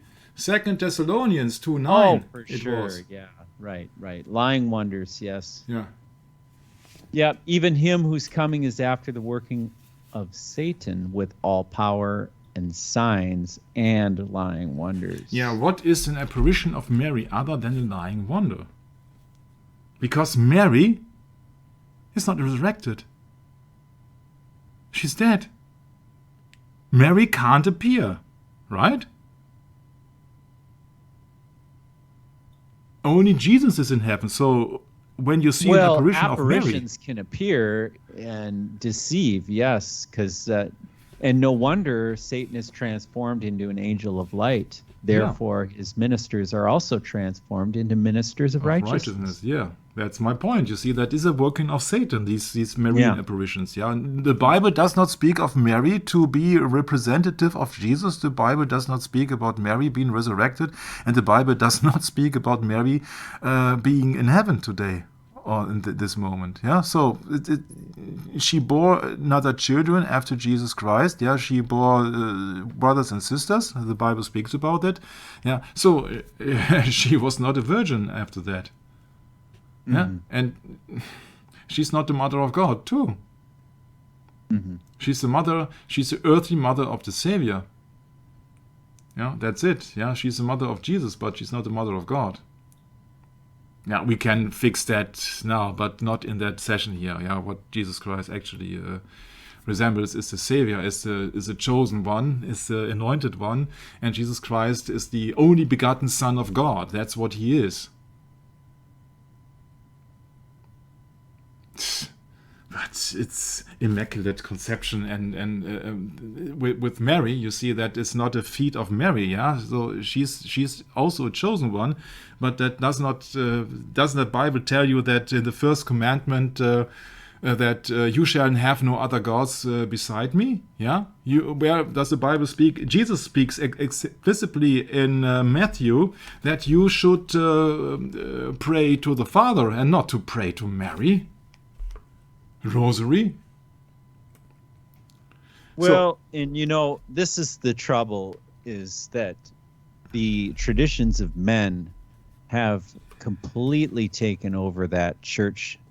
Actually, all the churches, more or less, because you got to consider denominational Christendom, trying to promote its dogmas and its different problems. And yeah, it's just a real quagmire, Michael. It's a religious quagmire that we're entering into in this discussion. But the fact of the matter is, we all have decisions to make in this realm, and whether we make them or not, that's still, isn't there like a lyric to a song? I forget now who wrote the song, but if you decide not to make a choice, it's still a decision of yours. If you decide you're not going to make a choice, you've still made a choice. For me, the most important matter is that Chernobyl is in Ukraine.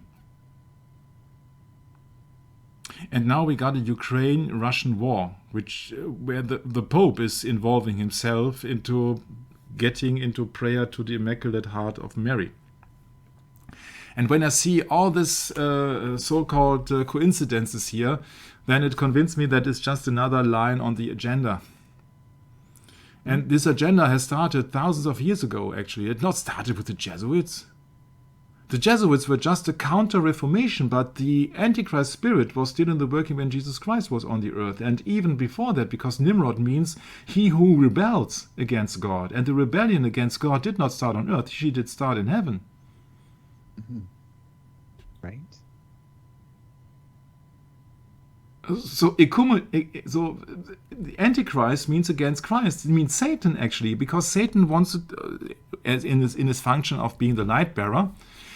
He did not obey. He wanted to be seen as the light bearer, as the one who's bringing education and enlightenment, illumination, or whatsoever for himself. So he's anti-Christ. He's against Christ. He did not obey, and he wanted to be worshipped on his own. Yeah. So that's the reason. That's the first and foremost conclusion that you have to draw. Well, this is the trouble, though, Michael, is that when you start mixing the doctrines. And this is what happens, by the way, in the Protestant realm. You start mixing the doctrines, the good with the bad. And then what do you end up with? Confusion. Welcome to Babylon 2.0. Mystery Babylon the Great, the mother of harlots and abominations of the earth. Yeah, that's our church system, our Protestant church system. I have a hard time with the word Protestant. Yeah, Because you should. because the problem is that, of course, people do not know what they are protesting against. But if they know that they are protesting against the Pope, it is not correct. Yeah, they are protesting actually against the papacy, because the problem is that the Protestant usually means somebody who has been in the doctrine of Luther and his companies or his colleagues, Zwingli and all the people. But that's not also correct, because Luther was a bit Catholic in belief as well. He never criticized Mary, up to my knowledge. So according to my knowledge. But that's not the point. If you are really a Protestant, you're not protesting against. Go ahead. Sorry. Yeah, you're not protesting against the Pope. Yeah, you have to at least protest against the papacy in general. And you don't have only to protest against the papacy in general. You have to protest against the papacy as the representation of Satan on this earth. Fair enough. And, here's the bigger picture of Martin Luther was he started that wheel going. He started to question the doctrines of the monstrous Roman Church. And he toppled a few things, but could he handle all of it? No, I don't because think so. He was not supposed to do so, because otherwise the deadly wound would not heal. Michael. The problem was that people didn't take that work on their shoulders and say, okay, now it's time to go to the next problem. And just as you pointed out, with other deeply, deeply indoctrinated doctrines such as Mary and things like that, and many other things like Sunday. How about just Sunday? How about Christmas? How about Easter? How about Ishtar? Yeah, all these things. It did not happen that way. I think we're only in a position now where we have such access to such vast amounts of knowledge that we can really take a look and take a clear assessment of everything. And there's all these wonderful books that have been written throughout the centuries on these subjects too, like the Two Babylons by Alexander Hislop, for one example. It's a very difficult book to study in the sense for us that aren't aware that all these pagan influences have been going on for thousands of years behind our backs, and then it's just absolutely overwhelming, Michael. Yeah, my point is that if you only protest against the Pope, then you're not going the entire path. Yeah, because you see that in the book of Revelation, You're not correct. Yeah, keep going. In Revelation 13:3, it's been mentioned, quote, "And I saw one of his hands that it was wounded to death, and his deadly wound was healed, and all the world wondered after the beast." So it was not supposed to be mortally wounded. Yeah, so Martin Luther was just being used, in the terms of prophecy in the book of Revelation as the one who struck the beast, but he could not wound the beast or to kill the beast, and that was not supposed to happen. So that was therefore the intention of reforming a church futile from the beginning, because if that would have happened, it would have been against the prophecy in the book of Revelation.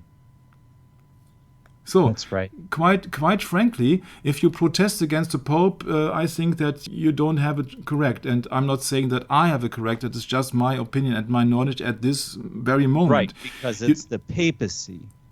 It's the entire unit.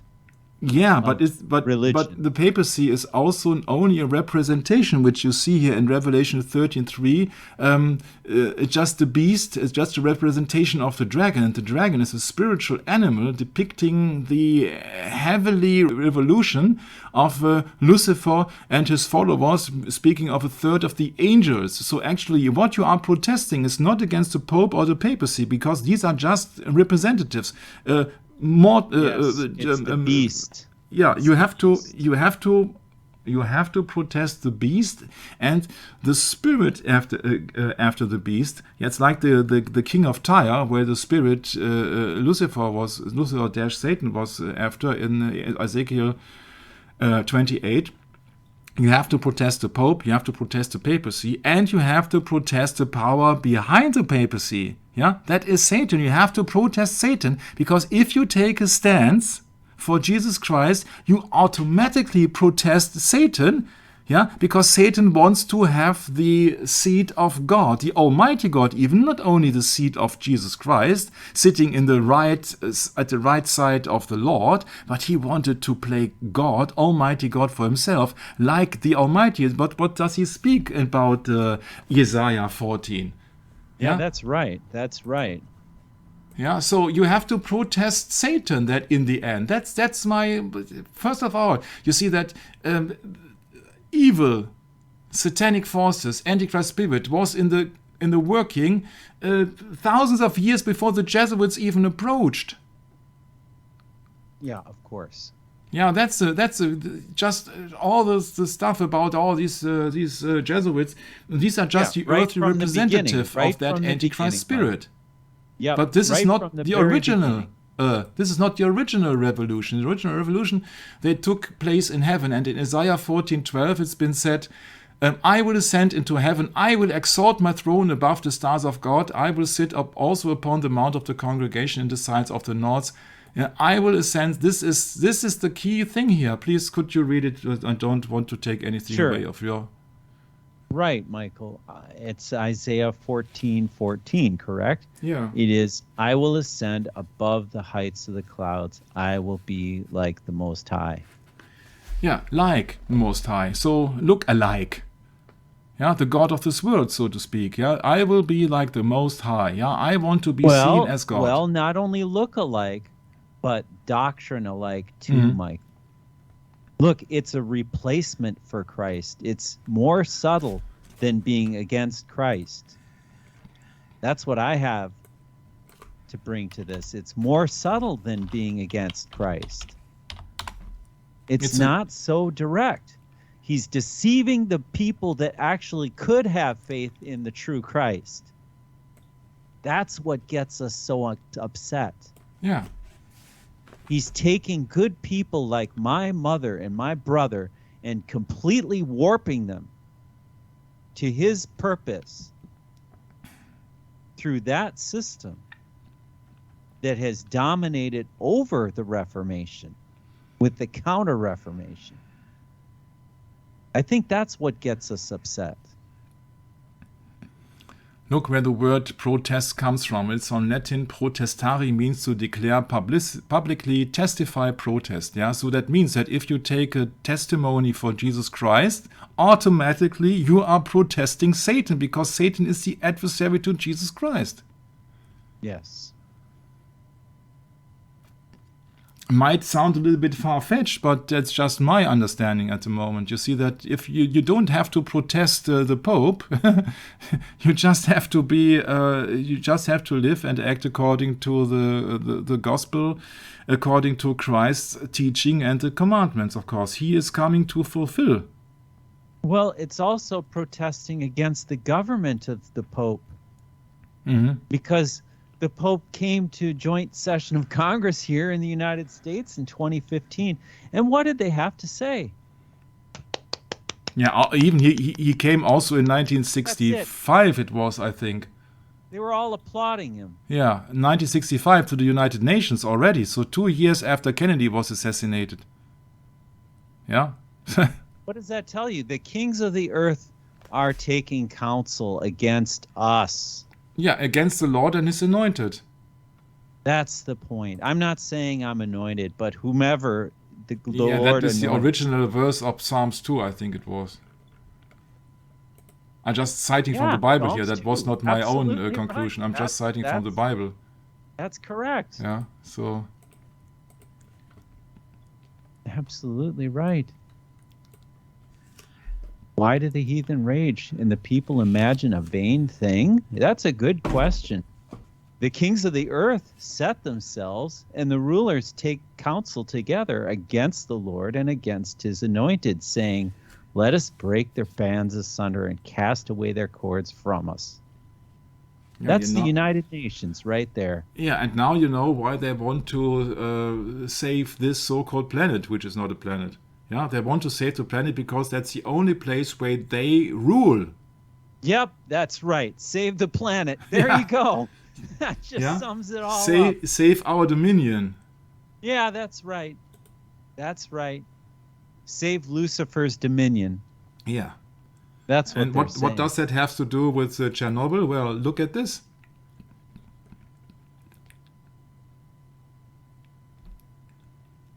Ugh. Really? Really? This is art, huh? So far, yeah. And this is a reference to the book of Revelation, I would say. Where is this? Yeah. That photo? Yeah, that photo. Where is that? Yeah. So take a lucky guess. Chernobyl? Yeah, correct. Really? Yeah. Ugh. Yeah. So in the book of Revelations, they speak about several mockery. trumpets, and this is an angel carrying a trumpet. Yeah, trumpets. Yeah, I'm on them right now. Yeah, that's what I tried to tell you the entire time, that it has something to do with the Bible. Wow. Yeah, so it has absolutely no sense in getting into the details of what occurred at the power plant and which reactor and what water boiled and what else. Yeah, because it's a religious thing. Aha. It's a ritual. It's like a Kennedy thing. It's a ritual. It's like the 11th of September. It's a ritual. It's Chernobyl. It's a ritual. It's a religious ritual. It has something to do also with the prophecy of Fatima. It's concerning Russia and Ukraine. Uh-huh. So Revelation 1:10, should I read it? Yeah, you should. Okay. I was in the Spirit on the Lord's day, and I heard behind me a great voice as of a trumpet. And then Revelation 4:1. After this I looked, and behold, a door was opened in heaven. The first voice which I heard, as it were, of a trumpet talking with me, which said, come up thither, and I will show thee things which must be hereafter. In Revelation 8:2, and I saw the 7 angels which stood before God, and to them were given 7 trumpets. In Revelation 8:6, and the 7 angels which had the 7 trumpets prepared themselves to sound. In Revelation 8:13, and behold, and heard an angel flying through the midst of heaven, saying with a loud voice, woe, woe, woe to the inhabitants of the earth, by reason of the other voices of the trumpet of the 3 angels, which are yet to sound. Oh, like the 3 angels' messages in the book of Revelation chapter, was it 14? It was a later chapter, but I can't recall the number. I think it might be. Yeah. Revelation 9:14 reads, saying to the 6th angel which had the trumpet, loose the 4 angels which are bound in the great river Euphrates. Okay, here we go. Really interesting. Revelation 18:22. And the voice of harpers and musicians and of pipers and trumpeters shall be heard no more at all in thee, and no craftsman of whatsoever craft he be shall be found any more in thee, and the sound of a millstone shall be heard no more at all in thee. And that's of course the Babylon has fallen, huh? Right. Yeah. The 7th vial, yeah. Yeah, the 7th vial. In the book of Revelation, there is also 7 trumpet, not trump, right? Not trumpet. 7 trumpets, yeah. Yeah. Because the trumpet is an instrument, a tool for the service of the Lord, for just the feast. And where is the seventh trumpet in the book of Revelation? Yeah, I think it's 14. Yeah, I'm just looking it up at the moment. Oh, it must be on the second page then. My. 4:1, no, 8:13. Other voices of the trumpet. Where is that verse? Okay, then let's look it up in the file here. Yeah? From endtime.com I found that article. 5 of the 7 trumpets that signify the end of the age have come to pass. With only 2 left to occur, we must look to the Bible to understand what to expect. Now, the first 2 trumpets in Revelation 8:7, apocalyptic vision, the triggering event of the sounding of the first trumpet. Yeah, so that means that hail and fire mixed with blood falling on the ground, etc. So the trumpet is about the book of Revelation. I think that's a common thing. Huh? So the third trumpet, and now it gets interesting. In a podcast discussion, The 7 Trumpets, Irvin Baxter told listeners of his understanding, so its opinion of course, of the sounding of the third trumpet which occurred during the nuclear disaster at Chernobyl. In Revelation 8:10-11, the prophet explains that the third trumpet will sound before a star called wormwood will fall and affect a third of the waters. In 1995, God prompted Irvin to research, you see you have to take it with a grain of salt, the Chernobyl disaster that occurred in Ukraine in 1986, whereupon he learned that Chernobyl means wormwood in Russian.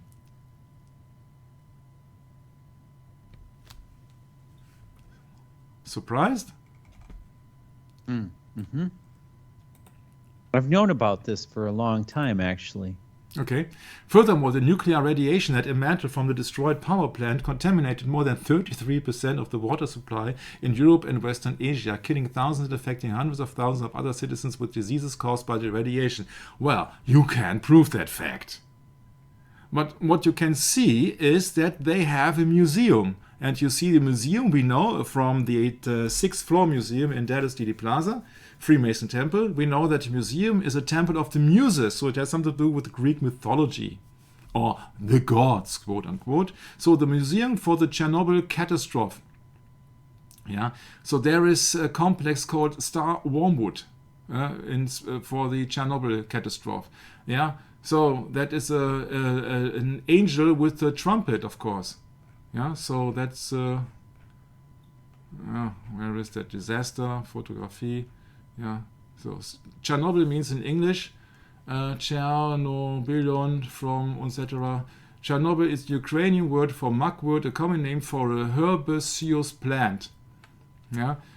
That's an alternative etymology that Chernobyl was named after a combination of words chorny and bilya, which literally means black grass or black swords. In the 13th century, the city was a crown village of Lithuania Grand Duchy.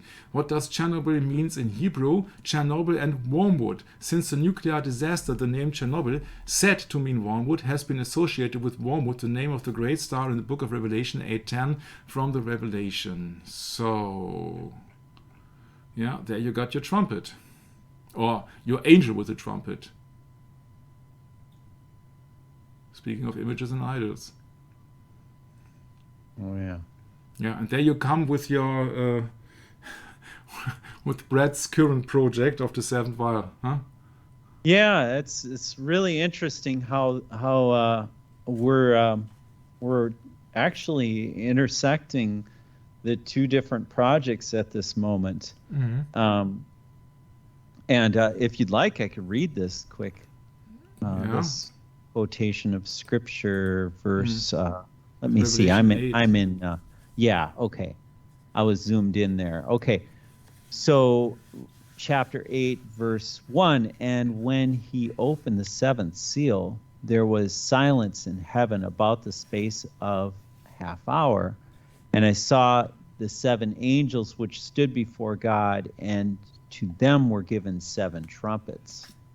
And another angel came and stood at the altar, having a golden censer.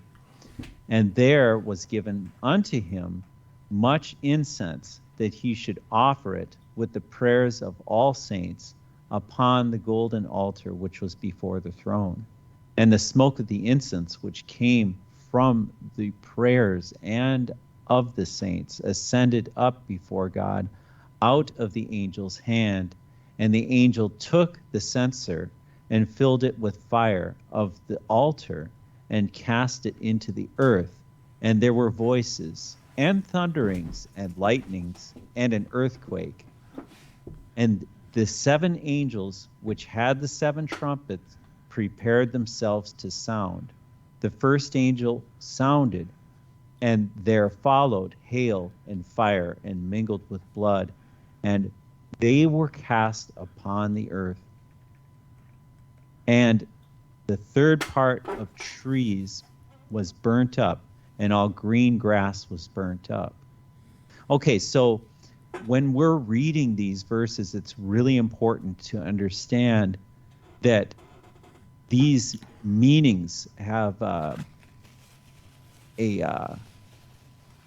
different, or I should say, these descriptions have a different meaning than what their physical appearance might be.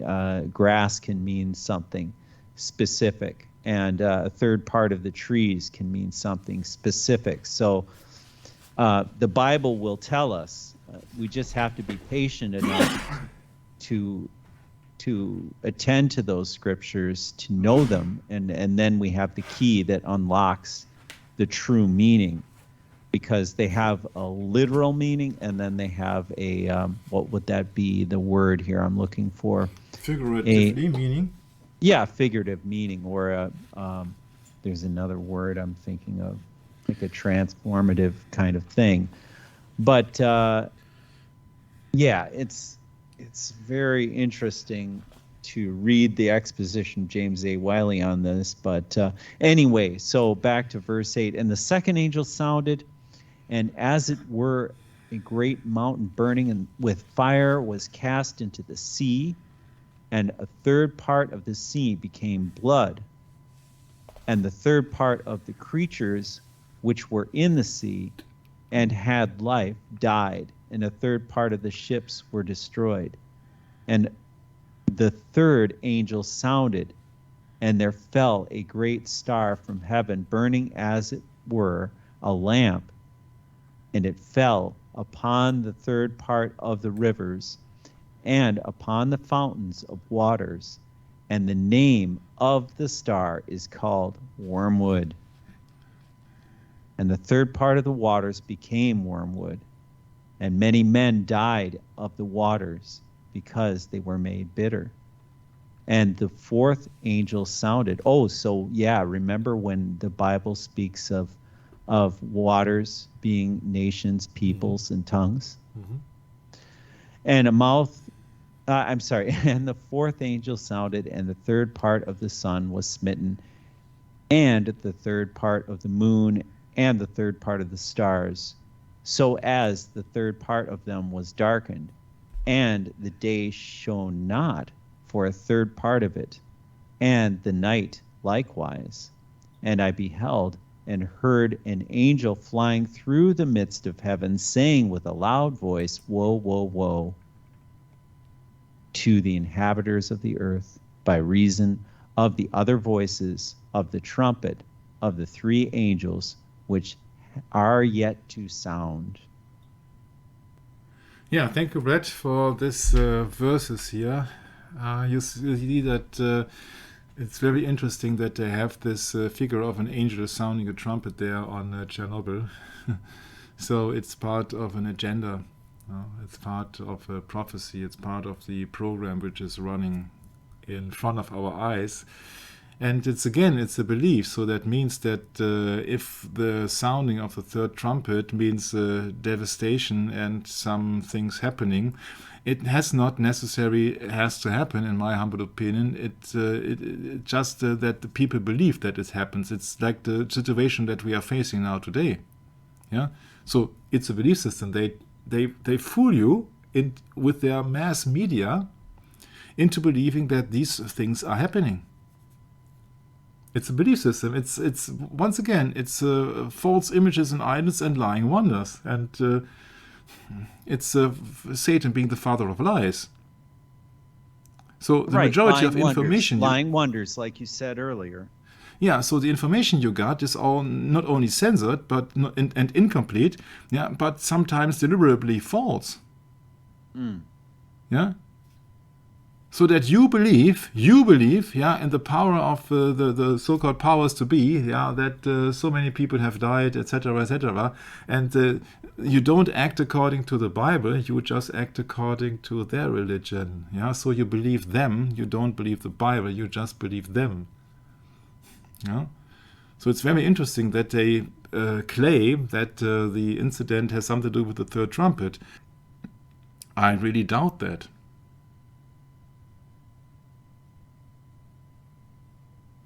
I see the catastrophe or the disaster of Chernobyl not so important as it would be the third trumpet, but they just play with that. Yeah, so they play with that. They said, yeah, look what we can achieve, and everything is going according to plan.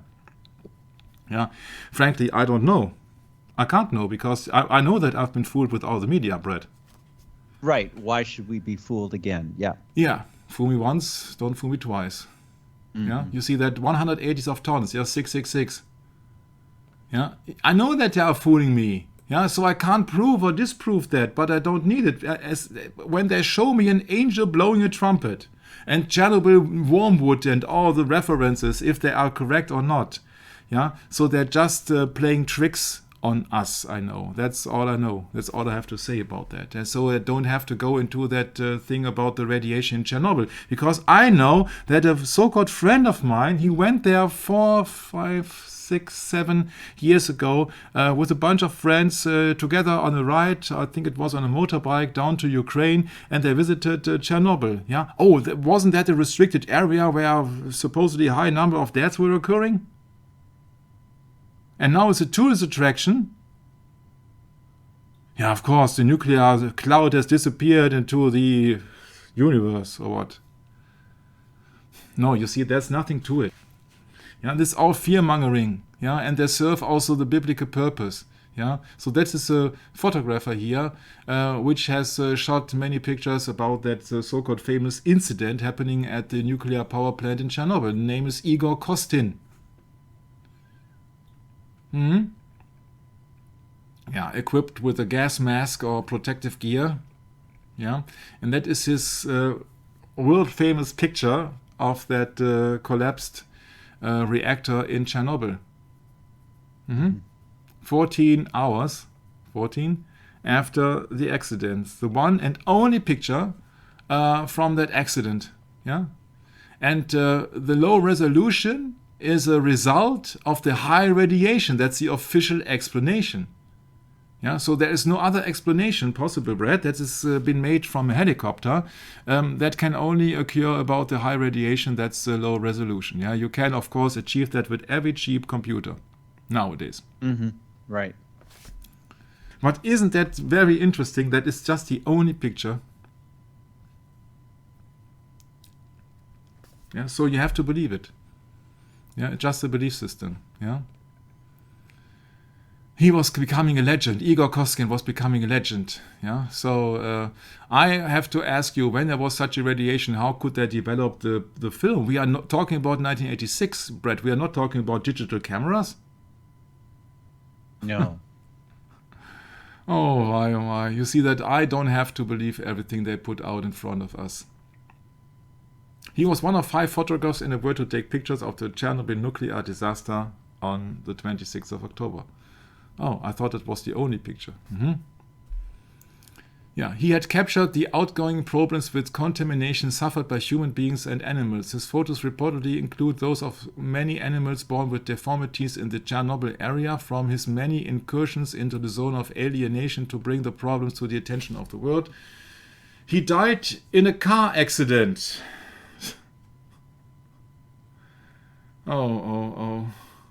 You see, this is all censored information. That's clear. And that's coming from Ukraine, and of course that's very close to. Or actually, it was Russia at this this day near Ukraine. But when was the Ukraine becoming to be independent? You see, the downfall of the Soviet Union was 1989, 1990 somewhere, with Gorbachev, President Gorbachev, who recently died. I think it was last week or so. Mm-hmm. That's right. So when were they independent?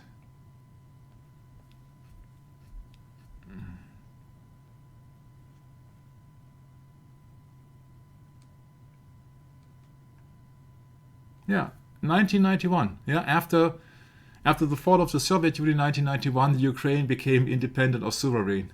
1991. Yeah, so in 1986 they were still under Russian government. Yeah, so that was not Ukraine, it was Russia. Yeah, so you know that Russia has censored all the But things, now yeah? it is Ukraine. So Now it is Ukraine. Yeah, since 1991 it's Ukraine. Yeah. interesting. Yeah. Interesting. So you have to take that with a grain of many grains of salt.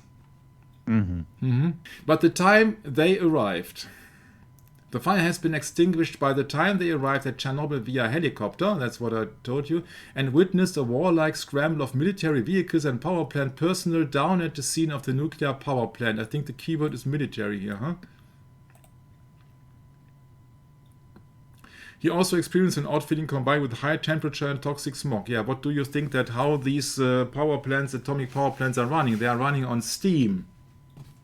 Yeah, extreme heat, which is then being used to drive generators, and then to send the energy down the line to the next station. Sorry, I'm not a native English speaker. It's hard for me to explain, but this is not a miracle happening in these power plants. You see? No. And also, we do not know if the explanation is correct, because you see, there is much technology hidden and military secrets that we do not know. I don't think that is. There's also such thing allegedly been accessible as so-called free energy.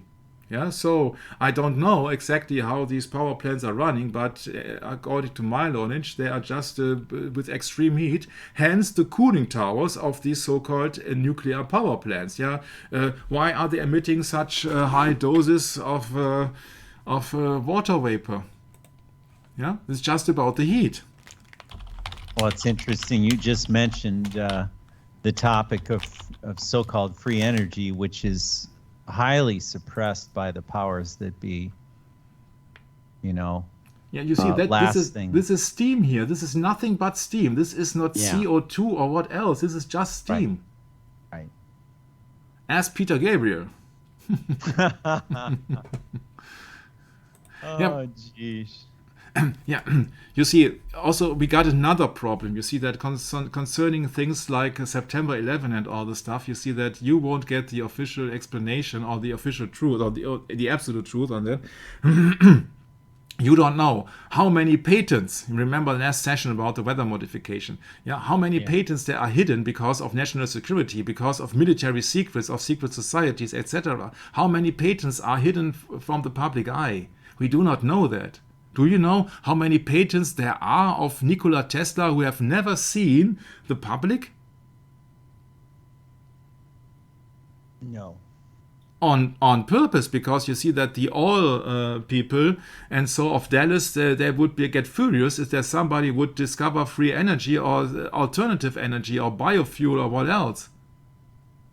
Yeah? Then you would end like some famous politicians. Yeah, sure, you experience high temperature and toxic smoke, of course. High temperature because something was boiling or something was melting even. Yeah, and toxic smoke, of course, just think about plastic, molten plastic. Then you have an extremely toxic smoke. But it does not necessarily has to do something with the poisoning by radioactive emissions or what else. Yeah, you have to really look very careful to the things, and I'm not a science professor on that regard.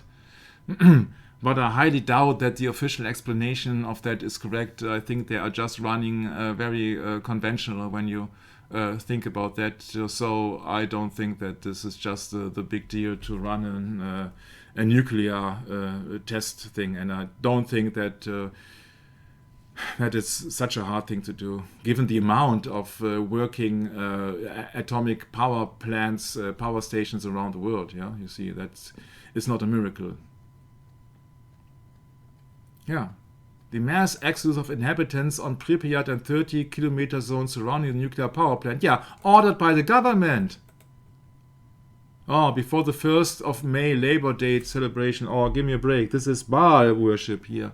Yeah, this is May Day. Yeah, this is Beltane, Druid festivities, etc. It's nothing to do with Labor Day. This is just a pagan feast. Once again. Dozens have died from the accident. Yeah, sure, if something is falling on your head, if something is exploding, then certainly people have died. Dozens have died, mostly workers at the nuclear power plant. Sure, that's where the explosion started. Sure, you die of an explosion. That's interesting that in Europe you have May 1st Labor Day. Yeah. In the United States we call it May Day, and our Labor Day is actually on... This next Monday, or this coming tomorrow. Actually. Oh, you got a day off? Yeah. Oh, great. No, that's just Beltane. It's a Druid, an Irish festive date about fertility. You see the maypole, Christopher Lee. Yeah, exactly. The Wicker Man. That's the Labor Day. It has nothing to do with Labor Day, you know. But yeah, also May 1st.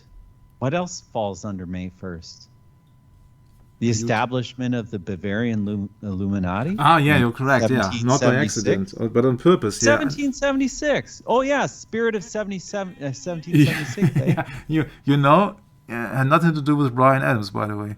Yeah, but you know who introduced that, according to my knowledge at the moment, from memory, who introduced the 1st of May to the German people? A guy called Adolf Hitler. Ah, really?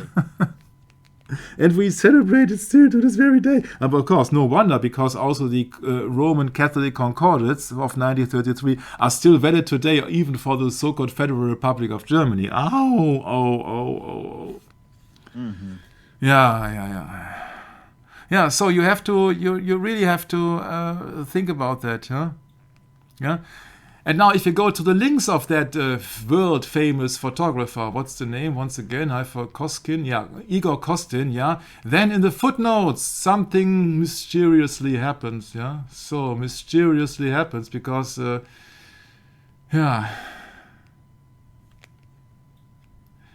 After a report of the Swiss St. Gallen Tagblatt, so the daily newspaper, in an article of a female writer, author Susan Bowes, from the 26th of April 2006, it was the original occupied Chernobyl nuclear site photographer Anatoly Rasakov who shot the first pictures.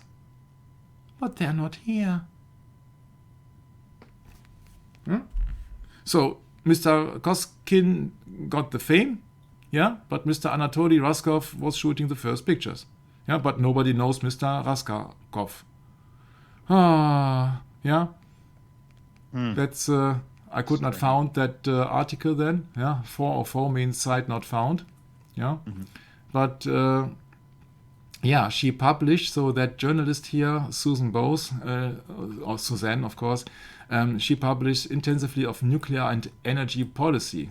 And an article of Anatoly Raskov says he was the first person, on Wikipedia of course, he was the first person to photograph the 1986 Chernobyl nuclear disaster. Please show me the pictures. To photograph the scene from a helicopter. He was sent by the plant authorities who gathered in the bunker and wanted to determine what had occurred to photograph the scene from a helicopter. He was accompanied by 2 soldiers and 2 civilians from Atom Energo Moscow Advanced Training Institute. When Back to the bunker. Rasakov was ordered by Viktor Petrovich Broikhanov, the plant director, to also take photos from the ground, shooting 2 rolls of film in total. The first roll of film was burnt out by the radiation. Oh, why did it not happen by Mr. Koskin, huh? The second was only slightly damaged by the radiation. He also documented the building of the sarcophagus around the reactor, so the protective shielding. Most of these photos were never published. Oh, why is that, Brad? Yeah? Must have something to do with censorship, I guess. The ones that were chosen for reproduction were carefully chosen and or edited to downplay the damage. Yeah, if that is not censorship, then... If that is not censorship. Years later, they were published in a book without accreditation. Yeah. He suffered from burns. Yeah, sure, it was an explosion, and vomiting as early as after the first night, and has unhealed radiation burns on his forehead. His continued work around the reactor during the cleanup contributed further to his radiation poisoning, which he has blamed for his ruined health, which has included blood diseases and cancer. Yeah, if you are so close to an explosion, everything can happen, and I don't know what to take serious out of that article, because everything is coming upon the official narrative of the mass media here. This is Wikipedia. So he died after suffering for years from cancer and blood diseases that he blamed on the radiation. Yeah, sure. Yeah, you can't know better. You see that you can't know what they have done to him. Yeah, Anatoly Rastakov. Yeah, this is an article I found here. BBC News. As Ukraine marks the 20th anniversary of the completion of the sarcophagus encasing the ruined reactor of Chernobyl, we published the story of the first man to photograph the wreckage on 26th of April 1986, the morning after the disaster. Huh? And so, you see any problems of radiation in that picture here? I don't know. Seems a little bit sharper than the picture of Mr. Raskin. Yes, it does. From the helicopter, huh? Yeah, strange, Brett. Strange, Brett. Yeah. So that's when you do research, you find that that can't be, and that is very strange, and it's not fitting. Yeah. The entire story is very strange, and you know that the Russians are anything else but open. It's like China. Yeah. What do you want to believe out of China? Yeah. That there is a disease spreading around the entire globe, so to speak. Yeah, sure, the entire globe. Yeah, the reactor's glow was obscured when the picture was shown on TV. Yeah. Yeah, so that's it. That's the article. Mr. Ratschov in action at the plant. Oh, why does he not wear a gas mask or a ABC mask, what we say here, against atomar, biological and chemical warfare? Maybe it was before the accident happened, huh? Yeah, so that's what I found out, that I thought that, well, that the one picture is just very low resolution, and then suddenly someone came up who was photographing, who was the first one even, so to my logical thinking, Brett, there must be even more radiation. But what do I know, huh? So that was a very sharp, or even a sharp picture, because he was showing an enlargement of a picture even, yeah? Look how large that picture is. Yeah? That's newspaper-like. Right. Yeah, so I have a hard time believing everything, yeah? So you also have to go to Russian sites to get more information about that, and I did that. Yeah, so you can't rely on Wikipedia and all the sources. Yeah, so I did translate it from Cyrillic letters, so from Russian into English here. Yeah, and now you got quite a different story to the Wikipedia story or to the BBC story. Anatoly Rasakov, a star photographer and art director at the Chernobyl nuclear power plant in Pripyat, Ukraine in July 1986. He is the author of the only historical photograph taken on April 26, here, the day of the Chernobyl disaster. On the basis of his photography, a government commission working on the day of the disaster in a bunker near the Chernobyl nuclear power plant was deciding on the extent of the disaster, in particular whether the reactor core of Unit 4 was affected. Printed pictures needed for the commission's work were presented to it at 11 p.m. on the 26th of April 1986. Yeah, you see, this is the translation here. Okay. Yeah, this is Cyrillic. This is how the Russian people are reading and writing here. Okay, so let's get it on now. On the same day, they were confiscated by the Soviet secret services. This is official Russian translation here. Only once, 2 photos from his shooting were printed in 1987 in the photo album Chernobyl Report without mentioning the author. A month ago, the Chernobyl NPP authorities returned some of his photos to Rasakov. April 26, 2006 is the 20th anniversary of the Chernobyl disaster. Photo courtesy, etc., etc. So, confiscated by the Soviet secret services. So they have something, yeah, sorry, yeah, they have something to hide. Brett. Mm-hmm. Sure. Yeah, of course.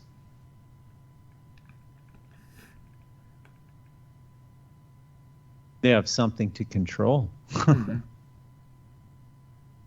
Oh, this is a cross here, huh? What on earth is this? More art, huh? More art, yeah.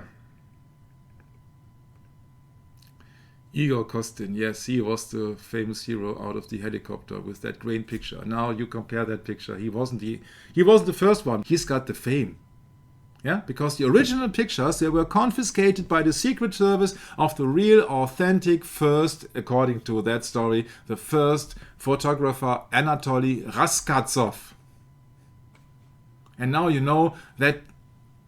Please, if you do anything about the Chernobyl legend, yeah, then please compare it to the trumpet in the book of Revelation, and don't think for just a moment that something is the way that the authorities of Wikipedia is claiming to be. Because that is the official explanation. This is the official translation from DeepL, from that small article here. So that's the best I can come up with at the moment. Yeah. So I know that they are playing tricks on you. Yeah. They are really playing tricks on you. It's really hard to look behind the curtain because you only get restricted information. They don't want you to know anything. Yeah. So. Here's a link from Russian Wikipedia even. Yeah, and if you want to know more about it, yeah, then you have to translate it into German or into English and into your language. Yeah. Yep. That's right. Yeah. So you will get much more information about that. But my problem is really that you can't rely on any information about it. On any. Yeah. But if I show that it's called, or it's just a synonym for wormwood, and there is an angel depicted with a trumpet, then sorry people, it's so obvious. They are just it's just a part of the agenda. Yeah. So all the atoms, from the atomist, scientific or not scientific, or pseudoscience approach of excluding God, is just being forwarded and just part of the agenda. Yeah, it's just part of the agenda. What really happens in Chernobyl, if there are some other laboratories or if something is occurring there, nobody knows, because everything can be a fake or setup or what else. Yeah, you see that this situation there, which happened in Chernobyl in 1986, is quite similar to the situation occurring around the Earth, or across the Earth, not around, but across the Earth in 2022.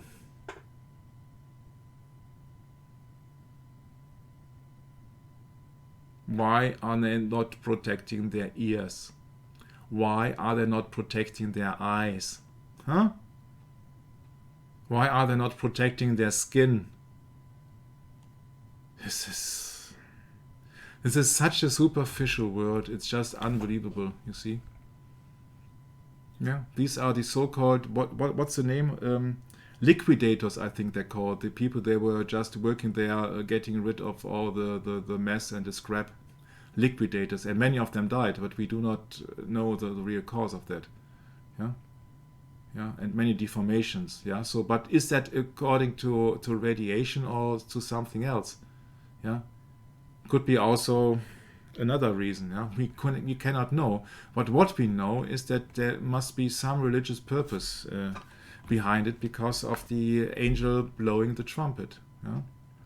So all the things happening around the earth, the major things that people really remember, be it the JFK assassination, be it 9/11, be it the current situation, be it Chernobyl, yeah, they're all part of an agenda. You can't look at them separately.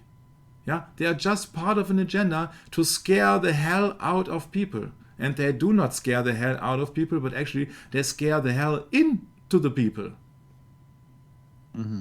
Yeah, controlling the people by fear-mongering. Correct. It's just fear-mongering. Placing the fear of man in man. Yeah, really, yeah. It's abandoned areas, you see that looking like ghost towns. Yeah, like in the gold rush, the ghost towns. Yeah, so this is just the world, you see. That is the museum, Chernobyl museum called Star Wormwood. This is a biblical reference, sorry. Mm-hmm.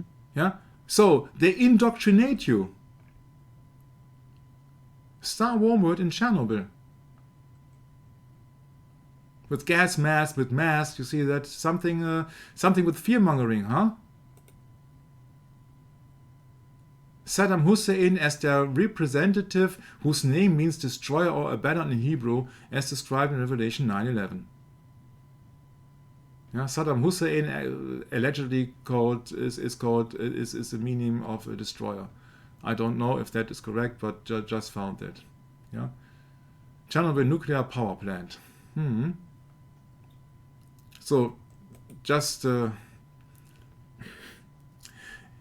you have to see the biblical context, and then you know that they aren't just playing tricks on you. It serves just the only purpose that those are in power, those control the media, and those are playing tricks on us. Yeah.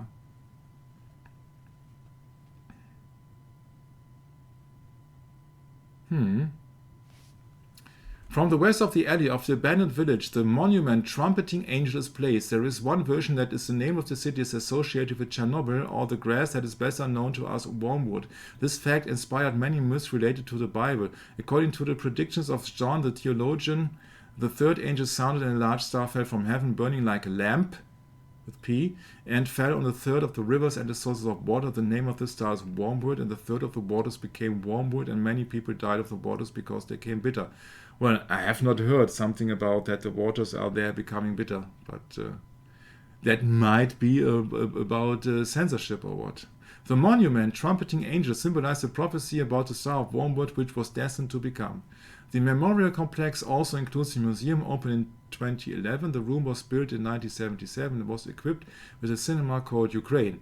After the accident in 1986, the building was used for trade and storage purposes. Inside was a grocery store and a cafe bar. The auditorium served as a storehouse for various items. The museum has things that were collected from different parts of the Chernobyl zone, children's toys, etc. Yeah. The memorial complex, Star of Wormwood, is included in a mandatory program of our excursion. So that means that you have to see it. Seeing is believing, huh? And it's also mandatory for many children in the school. In Dallas, for example, I remember, Brad, that it's mandatory to visit once in a lifetime the 6th floor museum of Dallas, Dealey Plaza, so that they be indoctrinated how Lee Harvey Oswald did it. Mm-hmm. And it's right. Indoctrination. Of course. You can say, oh, I went there. I seen it with my own eyes. Yeah, sure. I know exactly what happened. Yeah. Then it gets really weird when we're going down to the road of the Wormwood Star. I thought we were finished, but the magical life of Marjorie Cameron. I said, no, come on. Yeah? You know who Marjorie Cameron is? She was the wife of JPL founder Jack Parsons. Oh. I said, no, follower of Aleister Crowley. So, Wormwood Star, The Magical Life. So that has also some resemblance of The Magical Life of Marjorie Cameron, Star Wormwood. I said, no, it does not end. It does not end. Yeah, it really does not end. Yeah. You see, sometimes I really think that I must be 200 years old to see all of this stuff, but it's constantly lying here. Cameron, Star, Wormwood.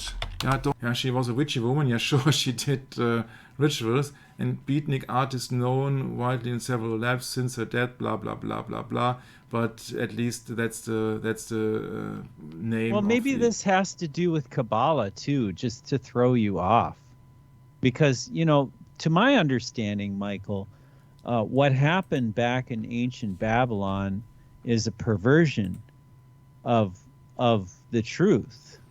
And what they've done is they've just continued to propagate that lie in these traditions of men. And, this is the working of the second beast, from my understanding. Because the first beast is Babylon, the second is Medo-Persia. Tradition. Yeah. That's a tough one. Yeah. The budding filmmaker Curtis Harrington was so taken with Cameron, speaking of the ex-wife of Jack Parsons, he made a film study dedicated to artwork entitled The Wormwood Star. So that was his contribution about that filmmaker. Yeah, but you could get on and on and on. You see that the apparition of Mary appeared exactly the 1 year anniversary of Chernobyl. What a coincidence, huh? In Ukraine. Yeah. So in the region where that reactor incident happened, 1 year to the minute. To the minute, Brett. 1 year to the minute after the accident at Chernobyl. My. 500,000 people saw Mary, he claims. You see, this, I can't prove that, of course. Yeah? No. Yeah. 500,000 people saw Mary, brought open portals to evil like we've never seen. I don't know. I have not. I would have to look into that very video here, but yeah. The first apparition actually occurred 2 weeks before World War I. Interesting, 1940.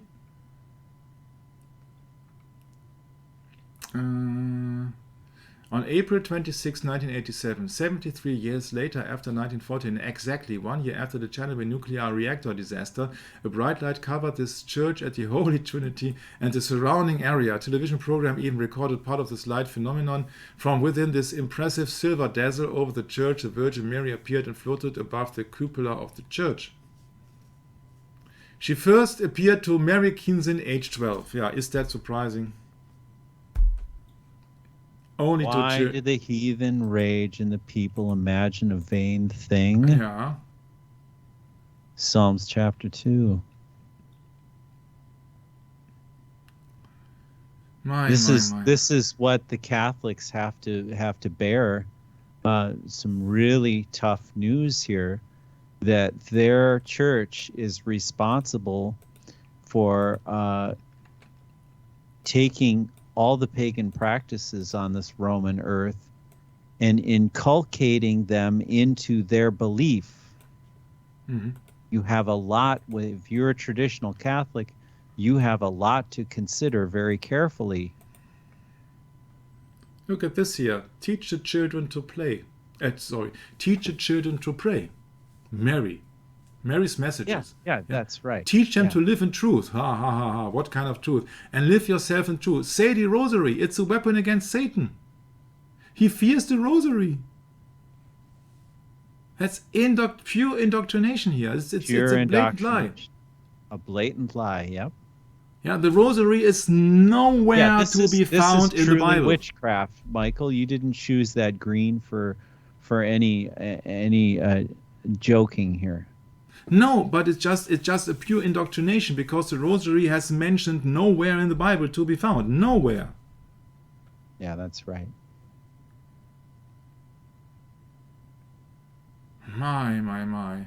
The eternal God is calling you. Yeah, sure.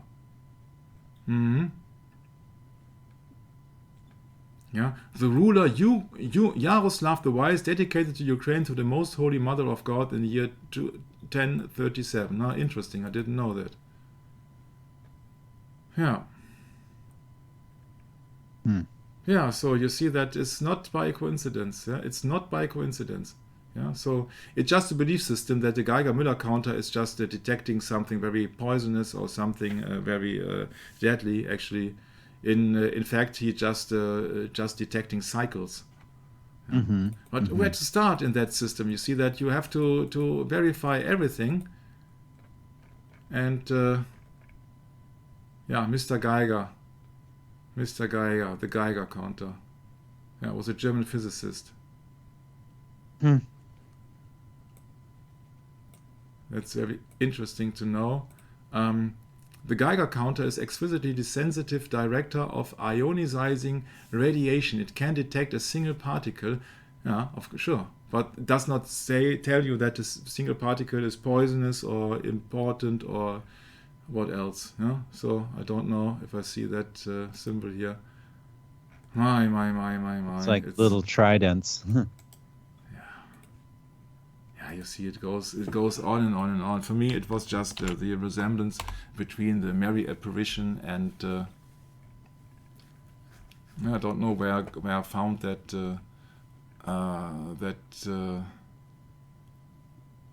pentagram there. Yeah, right. I can't recall actually. I'm really sorry, because that is a rather false atomic model. No, that's just that. It's just so much information. Yeah, it's unbelievable. But you see that there is such few truth in that. It just all serves the purpose of the agenda. Yeah, it all serves the purpose of the agenda. Yeah, this Hans Geiger, even though his health was declining, he still worked as the editor for the magazine of Physics and the Book of the Physic, which translates to the Journal of Physics, the Handbooks of Physics. In 1945, he defeated the rheumatism and his health began to get better. However, he later died in June of that year. He died on September the 24th, 1945, so 6 weeks after the alleged atomic bombs in Hiroshima and Nagasaki in Potsdam, Germany. The cause of death are unknown. Huh?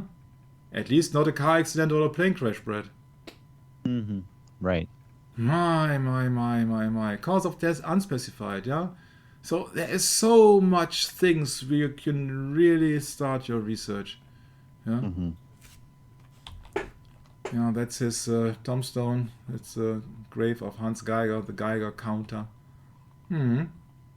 Cause of death unknown. Okay, it's 1945, it's just after the war, yeah? But interesting nevertheless.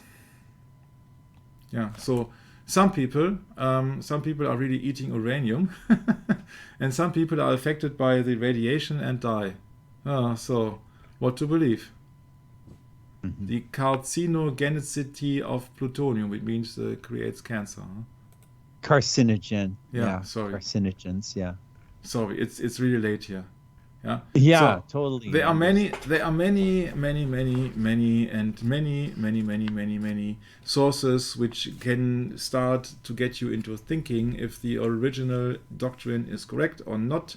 And I would strongly advise to think of the second possibility. Yeah. If that has not a biblical content with the angel with the trumpet and wormwood and a rocket from the Russians, which called Satan 2, then I don't know. Well, isn't Satan 2 the name that this country gives to it? The United States? Second beast or what? No. Yeah. It's not the second beast. Yeah. So-called second beast. We are living in such a wicked world. You see that even robots are now blessing people. Yeah. The robot is called bless you. That's in a Protestant church in Germany. I think it's the other way around. Curse you. Yeah. Yeah, It's a transhumanoid church of the New Age, or let's talk about Satan. Oh, Yeah, geez. Transhumanism. yeah, Yeah, that's a really horrible yeah. You topic. see, if you got any questions left on that session, then please call and ask Oh, look Mr. at those two 8-pointed stars this Yeah, guy's Captain got. Atom. Oh, he's got one on his chest too. Yeah, sure. Okay, Yeah, the great. Trinity side, the destroyer. Yeah, Trinity, like a. Ah, come on, come on, come on, come on. You see that you can go into every nitty gritty here. Yeah, There's our it's. Kabbalah right there. Yeah, it's just like the snake is always poisoning the minds of the so-called scientists because they don't believe in God, they exclude God, and then they are Satan's or the serpent's prey. Mm-hmm. Yeah, that's what they are. Serpent of wisdom, yeah, ha ha ha ha ha. Huh? Yeah, he shall not surely die. Oh, how wise was that from the serpent, huh? That was a blatant lie. It's a different kind of wisdom. It's for those Yeah, in the it's a flesh. different kind of wisdom. Let's just say It's it the opposite bluntly. of the wisdom, Brad. It's for those in the flesh. You want to Yeah, live yeah, in the yeah, yeah, flesh? There you yeah, go. yeah, Have at it. yeah.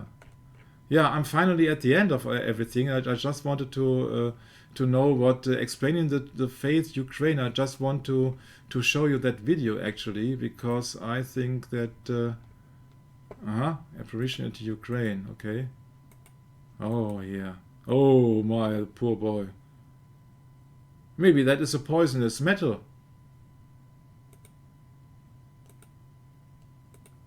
Yeah. So what's that?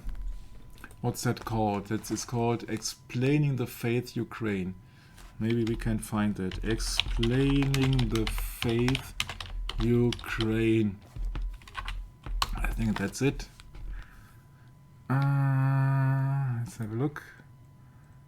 Yeah, what is heaven telling us on which timestamp? 14 minutes. Okay, let's get it on. Maybe we got lucky here. Yeah, it looks good. Okay, then I will enhance it. I will slow it down. And we will have English subtitles, okay? So maybe that's useful. That we all see there are no coincidences. Our Lady of Rushiv.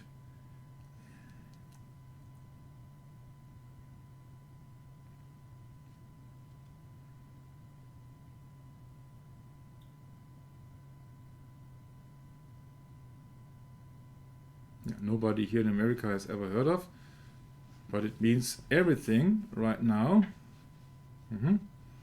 Yeah, 1986, yeah.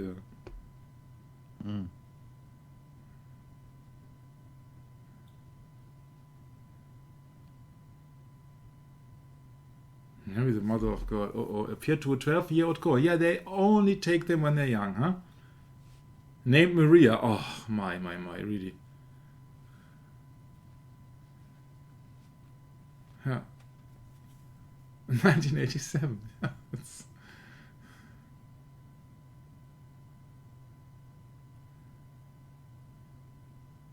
Yeah, exactly the 1 year after anniversary. Yeah.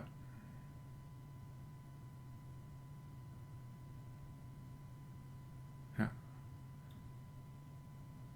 What a coincidence.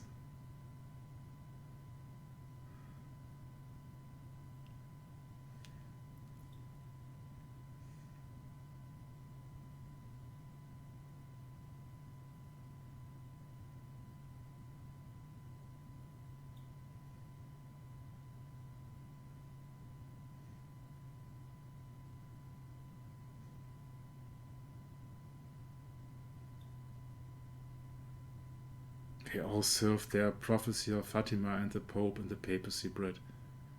A nuclear warning about what man could do.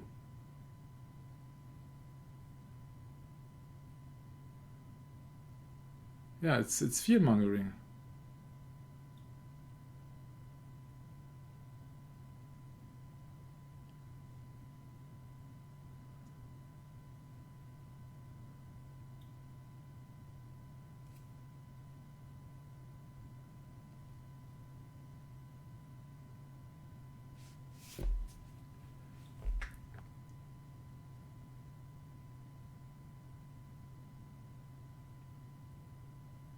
Yeah, so the Orthodox Church, huh? Yes, correct. The Great Schisma, hmm? Yeah, that's right. The schism, sure. There's The multiple Latin Western schisms. Church. Oh my, I'm sorry for that. Hmm? Oh.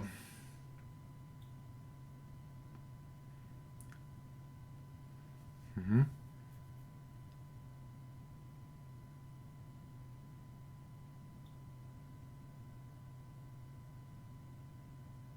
Beautiful rites, yeah, great. Is that Beautiful in rituals. Yeah. yeah. Under No, Rome. rituals are not beautiful. Yeah. No.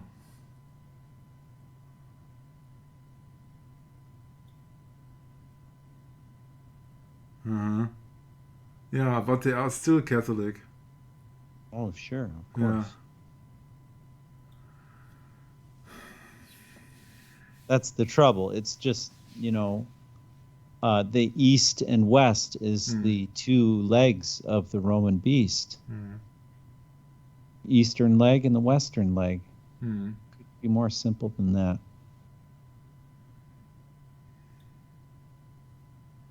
Yeah, collapse of the Soviet Union. And in 1991, Ukraine became independent or sovereign. Mary's apparition in Ukraine. What a coincidence, huh? Mm-hmm.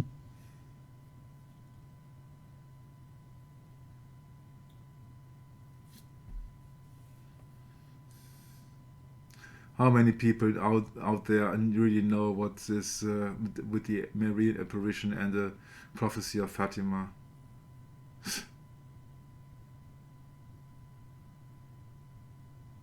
Well,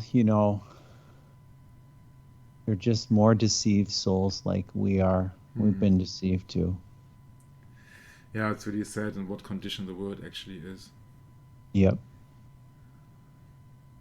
There's nothing wrong once you repent of it, Michael.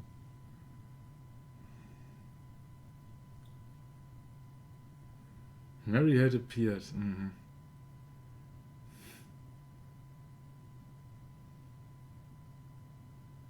Yeah, the Ukraine is very special to Mary.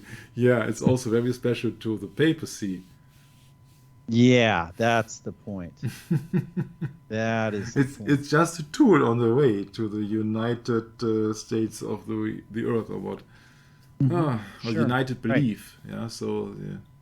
Many possessions, Eucharist, masses, worship, etc. Processions. Excuse me. Yes, processions. Mm-hmm.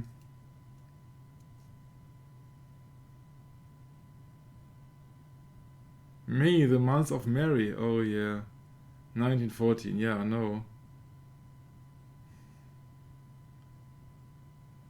Yeah, to some people, yeah, working in the fields. Mm-hmm.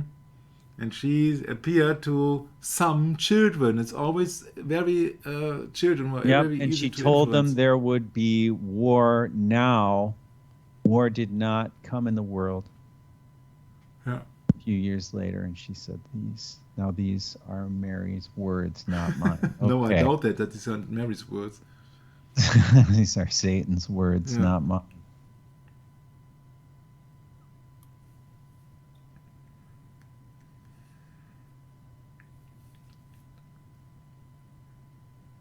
Mm-hmm.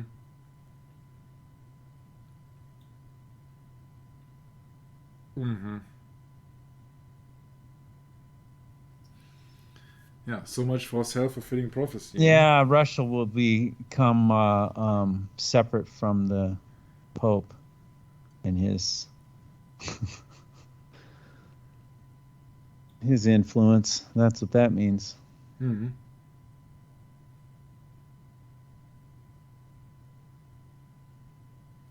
Well, it's just easy. If Russia collapse on their belief system, then that was just the first thing of a kind of a domino effect. Well, and the thing is, what does that really mean? Because you've seen Vladimir Putin bowing down before the images and idols of the Eastern Orthodox Church. Yeah, and at the same time, they have issued a law, I think it was in 2015, around that time, that you cannot openly preach about Jesus Christ in the public. Yeah, that's right. You're only allowed to preach the gospel in churches. Yeah, that's at least that was my last info. I agree. That's right. I heard the same thing.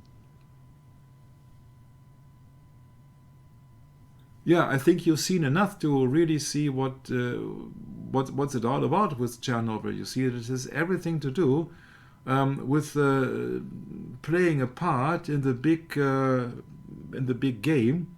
The Roman theater, yeah. In the theater, yes. Yeah. If it would be possible, Brett, that we have read that from the Bible, if it is possible even to deceive the very elect.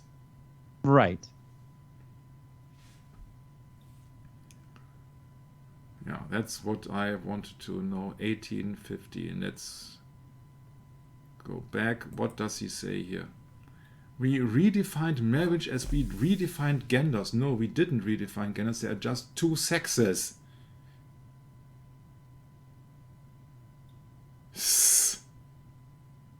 My.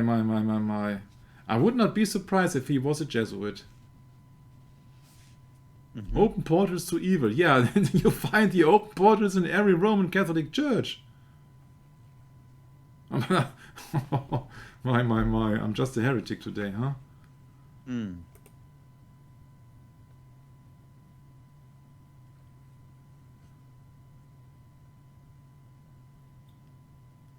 Yeah, I think we can stop it here, Brett.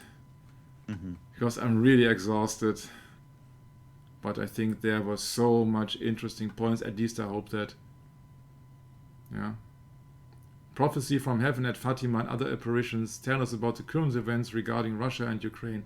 I think it was very interesting to combine that with the events of the atomic theories, atomists, and the fear-mongering and the Mary apparitions and Chernobyl. Yeah, you see, it's just an unbelievable program which is running on every level and in every field. Yeah, so if you go down to the music, if you go down to media, to movies, to cinema, to politicians, if you go down to science, yeah, all roads lead to Rome. Oh, it's so thoroughly corrupted, yeah. Yeah. Just incredible how many layers of 300,000 subscribers. 300,000. Sure, of course. Talking about the Broadway. Yeah? Yes. Well, and that's only partial. What about images and idols? Oh, second commandment, not known to us. Yeah, right. Of course. Marian sites. Oh, the divine mercy. Oh, isn't it divine mercy? So divine mercy is a Marian site. So what else do I need to know, Brett? What else do I need to know? That the Catholic Church hates Protestantism as much today as it always has. And they've done everything they could to eliminate it in the world, and they've succeeded. So now they feel like they have no competition. Well, essentially they don't.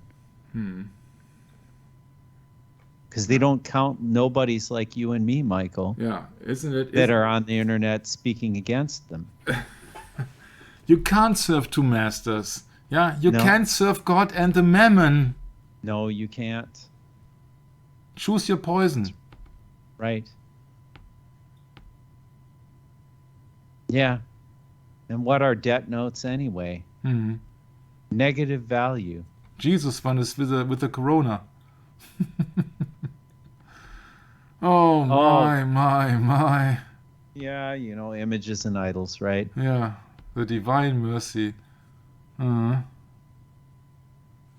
Yeah, so that is, as far as I'm concerned, that is the end of the atomic script so far. That means that you will be thrown away by all the blunders, by all the images, idols, by all the lies and deceptions. So just have a cigarette, maybe. I don't know. Maybe Godzilla quit smoking. Yeah, because of course he has atomic breath. Yeah. Oh, maybe. Oh, now I know the purpose of it. You see, you have to really see it in context. Yeah. Oh wait, what was the adversary of Godzilla? King Kong or what? No, there was King Kong, and then there was another one. I forget. Mecha Godzilla. Oh, Mechanical Godzilla. Transhumanoid Godzilla. Yeah. Or trans mechanical. was it Megalon? That's it, Megalon. Yeah. No, I just wanted to see that Michael, if he has got no lighter, yeah, You then and he I could are ask both Godzilla to help him out with his atomic breath to light his cigarette. Michael, here's something hilarious, okay? To end on a hilarious note. When I was a child, my mom bought a tape recorder back in the 70s. And guess what? I just love the tape recorder. I started going around recording all kinds of things. And I think I was about, I don't know how old, 6 or 7. And I was taking rubber bands to the microphone and going doing, doing, doing. Yeah. And then I was doing we did a skit on my birthday where I was Godzilla and there was someone else that was Megalon. Mm-hmm. Can you imagine Brett screaming at his 6 or 7? Yeah, actually, I can imagine that quite well because I know when you are furious how you sound. Yeah, so. Oh, I ought to send that to you. You get a good laugh out of that one. Yeah, but that is really the end of the script. Yeah, so that just end us about that. It's just all about fear mongering, and it's all about the Ukraine thing of Chernobyl. It's all about the Mary apparition and all about the Fatima prophecy and all about that Russia has to be Catholic again. I'll tell you what. I'm 53 years old. I think it was this summer. I was working out on a deck replacing some steps, and I heard some children screaming like I did when I was doing the Godzilla versus Megalon thing. Mm-hmm. And I thought, man, nothing's changed. Nothing has changed. It's the same now as it ever has been. It's just that things, they use different tactics today than they used back in the old days. And it's just incredible how, the cycle of life just keeps continuing, and it's going to keep continuing till Jesus comes back. And who knows, who knows how many more years? I have no clue, really. I don't. We can only do our best. You see that we are fallible humans. We will make mistakes, but I think that we have... I think that went well, that session, that we have so many different things from the agnostics to Chernobyl to the Bible, and everything was, I think it was showing you that this is a world full of deception, full of lies. Yeah, because Jesus Christ said, my kingdom is not from hence. So what do we expect from this world? Yeah, full of cigarettes too. Watch out. Be careful. Yeah. I mean, you can try them, but boy... Yeah. Don't get in the habit, because that's really hard to kick. I had it for, I think I got hooked at 19, and I was probably a good 10, 12, 13, 14 years. I had a really bad cigarette habit.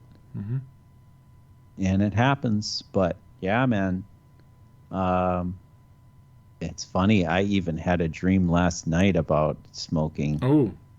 Couldn't believe it, man. I thought I'd never have dreams about smoking again. Oh, I was wrong.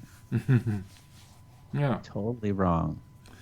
Yeah, Brett, you see, to sum it up, I could do numerous sessions about the atom thing, but you see that all takes much time, and I think that we have sorted out so many things, and you see, it's really up to you if you believe people into scaring you, scaring the peep out of you, or if you just believe in the Bible, in an almighty God. So then it won't affect you that much, because you know that this is just a station to your eternal life. So please obey God and not the mammon. Yeah? Please obey God and not the doctrine that they are putting us upon us in all the school education system. Yeah, so there are so many errors in it and so many deceptions and lies that you can't cover them all. It's also Satan tempts you at times when you're weak, and when you're alone, especially. You know, that's why it's so much better to be with others. You know, when you're doing studies and discussions and things like that is great. But sometimes you got to do it solo too. I'm not saying one way is the right way. It's just that. So Go ahead, Mike. yeah, so for me, really, it's the end of the session now. It's 30 minutes before midnight, and I have to sign off. Really, we did. Well, that's around, better I than don't 10 know, seconds before midnight, Michael. we did 5 to 6 hours session now today. So please excuse me, but I have to step down a bit now. I think that much has been said, and we will continue the Science is the New Religion series, but it can also take a while because I have other tasks too. I'm doing a series in German. I'm doing the Conspiracy Kennedy series in 2 languages. So I'm very busy in going into things, and also I need some time off to read the Bible. Yeah, so. So thanks very much for having me, Brad. But I would like to ask you to close it down. You're very prolific and brilliant partner today. I very much enjoyed both sessions, and yeah, let's looking forward to next upcoming sessions. Thank you very much, and praise the Lord, and Maranatha. Handing it over to my beloved brother Brad. Thank you, Michael. Yeah, it's my pleasure to be here and I actually received this work that you've done on the series. That we got to be careful, not only with science, but with the faith itself. It's all perishable. You know, it's very delicate thing. And if you look at the history behind it, is absolutely fascinating. And I know that there's a lot of different beliefs and a lot of different ways to look at it. And, you know, Michael and I aren't saying that we have, you know, this way is the only way. It's just that it's a narrow way, right, Michael? It's not many people that find it. That's the trouble. And the saddest part is that we're living in this world with all of these millions of souls literally being deceived by this beast system that is run by tyrannical government, really. And, you know, if you look at this picture, yeah, the war on terrorism, what did we just look at today? We just looked at terrorism by definition in the old Oxford Dictionary is actually government by intimidation. I mean, my country is definitely very intimidating, Michael. You have the left and right wing of the Roman bird. Yeah, the eagle. The Roman eagle. It's the symbol of this country. It was the symbol of Germany, too. So we have the rise of the Fourth Reich, really. That's the way I look at it. And I know others do, too. But it doesn't mean that it's right. It's just a different way of looking at it. That's all it means. It's just like reading someone's exposition on the book of Revelation, which is not an easy book. Not an easy thing to get through. But I think the end result will be, at least we know what the warnings were back then. At least we know what the warnings are now. That's the point, is to transfer that knowledge that was lost and restore it back into full power. And we hope and pray that the glory of Christ comes through that power. His glory, not ours. We just hope to be vessels that are used for that purpose, to find the real truth again and bring it to light. And our hope is that that peace will be with us as we journey into the future down this narrow path. And we hope that you join us, God willing, in the future. Maranatha.